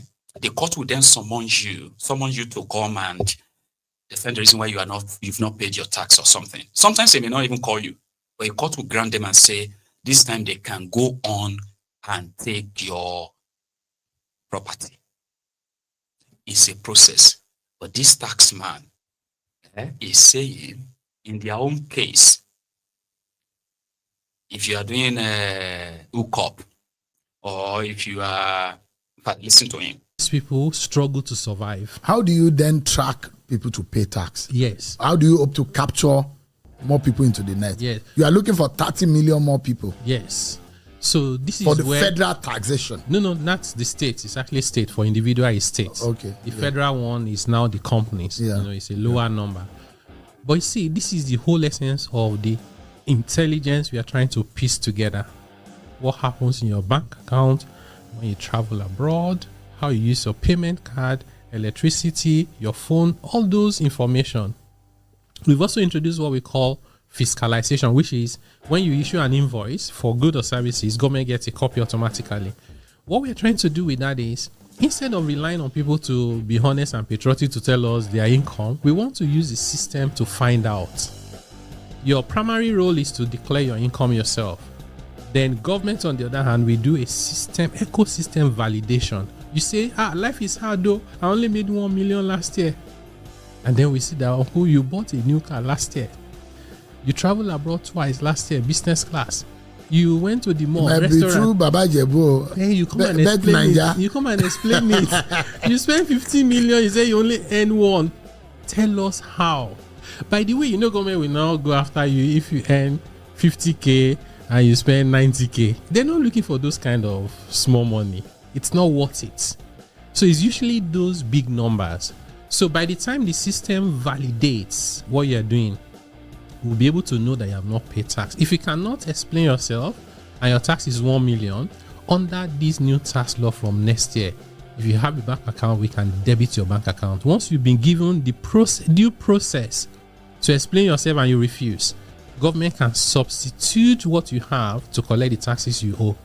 So which means we can do things professionally. We can be decent. We don't need to go on the street with wood and nails and start beating people up to collect taxes. There are very decent way of doing that in modern society, and Nigeria should not be the exception. What shall I say unto the Lord? Yes, Lord. All I have to say, thank you, Lord. What shall I say? Thank you, Lord.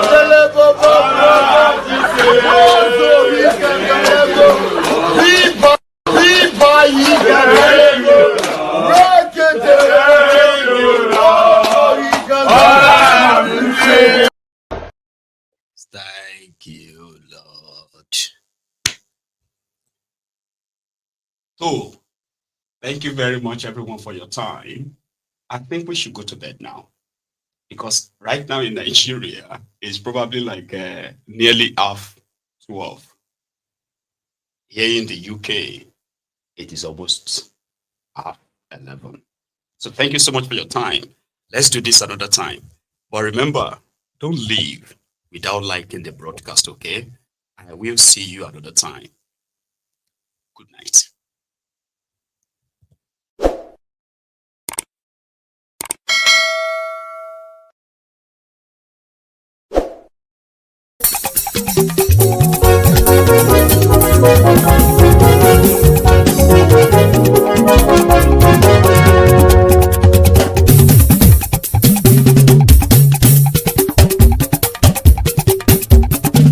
Maiyegun làwa mọ̀ làmọ̀ tó dòdòdò. Maiyegun diary Maiyegun number 1. Maiyegun làwa mọ̀ làmọ̀ tó dòdòdò.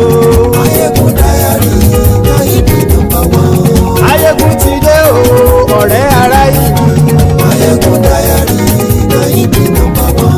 Lórí Facebook, lórí YouTube. Maiyegun diary Maiyegun number 1. Gbogbo bó ṣe ń lọ ni Maiyegun já wa sí. Maiyegun diary Maiyegun number 1. Àṣírí ọ̀jẹ̀lú kì í bò níbẹ̀ o. Maiyegun diary Maiyegun number 1. Bó bá ṣe eré àní Maiyegun máa wí. Maiyegun diary Maiyegun number 1. Ó sì tún ṣe eré wàá gbọ́ níbẹ̀ o. Maiyegun diary Maiyegun number 1. Maiyegun diary Politico. Maiyegun diary Maiyegun number 1. Godfatherism kò sí lọ́rọ̀ Maiyegun. Maiyegun diary Maiyegun number 1. Ẹ farabalẹ̀ sẹ́ o kẹgọ́rọ̀ lẹ́nu o. Maiyegun diary Maiyegun number 1. Àní Maiyegun làwa mọ̀ tó dòdòdò. Maiyegun diary Maiyegun number 1.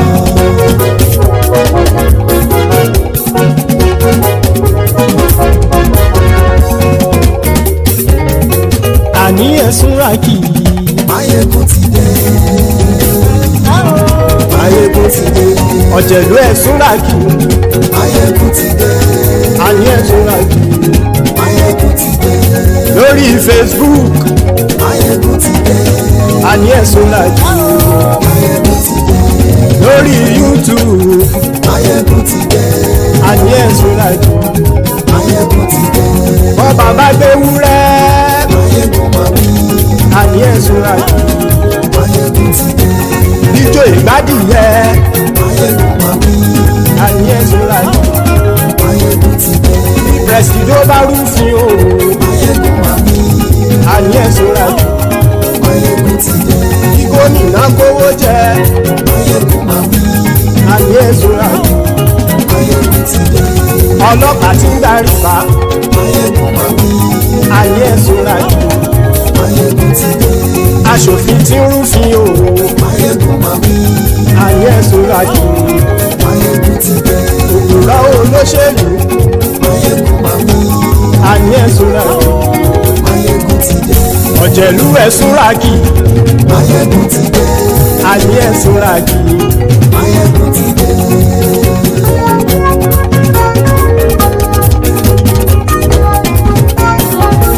Maiyegun ti dé. Gbogbo ọ̀jẹ̀lú ẹ̀ Súrájì. Maiyegun ti dé. Gbogbo ọ̀jẹ̀lú ẹ̀ Súrájì.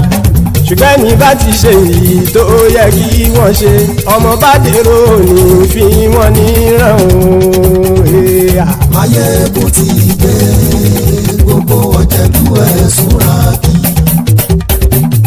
Maiyegun ti dé. Gbogbo ọ̀jẹ̀lú ẹ̀ Súrájì.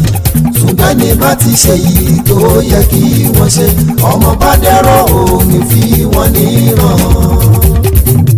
Wọ́n fowó bẹ́ẹ̀ o, Maiyegun ó sọ pé wọ́n ò fẹ́ bẹ̀. Wọ́n fowó bẹ́ẹ̀, Maiyegun ó sọ pé wọ́n ò fẹ́ bẹ̀. Oníkanṣá ti ṣe èyí tó yẹ kí wọ́n ṣe, fáwọn ará ìlú tó gbé wọn débẹ̀ o. Maiyegun ti dé.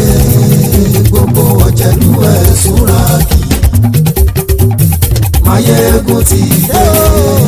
Gbogbo ọ̀jẹ̀lú ẹ̀ Súrájì. Ṣùgbọ́n ní bá ti ṣe yìí tó yẹ kí wọ́n ṣe, ọmọ bá dẹ́rọ̀ ò ní fi wọ́n níran. Ha! Kì máa yí ṣe eré, ọ̀rọ̀ yìí kì í ṣe ẹ̀fẹ̀. Kì máa yí ṣe eré, ọ̀rọ̀ yìí kì í ṣe ẹ̀fẹ̀. Ẹni bá ti lè lẹ́bọ̀ lẹ́rù o, ọmọ bá dèrò kàṣàyè tú wọn síta. Maiyegun ti dé. Gbogbo ọ̀jẹ̀lú ẹ̀ Súrájì. Maiyegun ti dé. Gbogbo ọ̀jẹ̀lú ẹ̀ Súrájì. Ṣùgbọ́n ní bá ti ṣe yìí tó yẹ kí wọ́n ṣe, ọmọ bá dẹ́rọ̀ ò ní fi wọ́n níran. Tẹnitẹni ọmọ Maiyegun ọ̀rẹ́ ara ìlú mọ̀mọ́ ni mo fọlọ́run ṣọ́ ẹ̀ bá kìlẹ́bù. Lóòótọ́ olódodo ìlú ọ̀tá ìlú mọ̀mọ́ ni ìwọ ṣá máa ń ṣọ́ra kò sì mọ́ bẹ̀rù. Bọ́tà ń lè rí bóníṣègùn lé káwọn mọ̀mọ́ fi ṣera wọn ni ó ti dẹrùn tí wọn ò gbọ́dọ̀ sè mọ́bẹ̀. Èèpo ọ̀bọ̀ lọmọ bá dérò tàjẹ́ ò gbọ́dọ̀ jẹ́, ó ti jọba lórí àbínú ẹni kò sì mọ́ bùyà. Àìsíwọ́lu ní ẹnìkẹ́ ìgbódì ẹyin lápàrà o, ó kó ẹni tó bá dán o àkàmù. Maiyegun ti dé. Gbogbo ọ̀jẹ̀lú ẹ̀ Súrájì. Maiyegun ti dé. Gbogbo ọ̀jẹ̀lú ẹ̀ Súrájì o. Ẹni bá ti ṣe yìí tó yẹ kí wọ́n ṣe, ọmọ bá dèrò òní fi wọ́n níran o. Maiyegun ti dé. Gbogbo ọ̀jẹ̀lú ẹ̀ Súrájì. Maiyegun ti dé. Gbogbo ọ̀jẹ̀lú ẹ̀ Súrájì. Ṣùgbọ́n ní bá ti ṣe yìí tó yẹ kí wọ́n ṣe, ọmọ bá dẹ́rọ̀ ò ní fi wọ́n níran.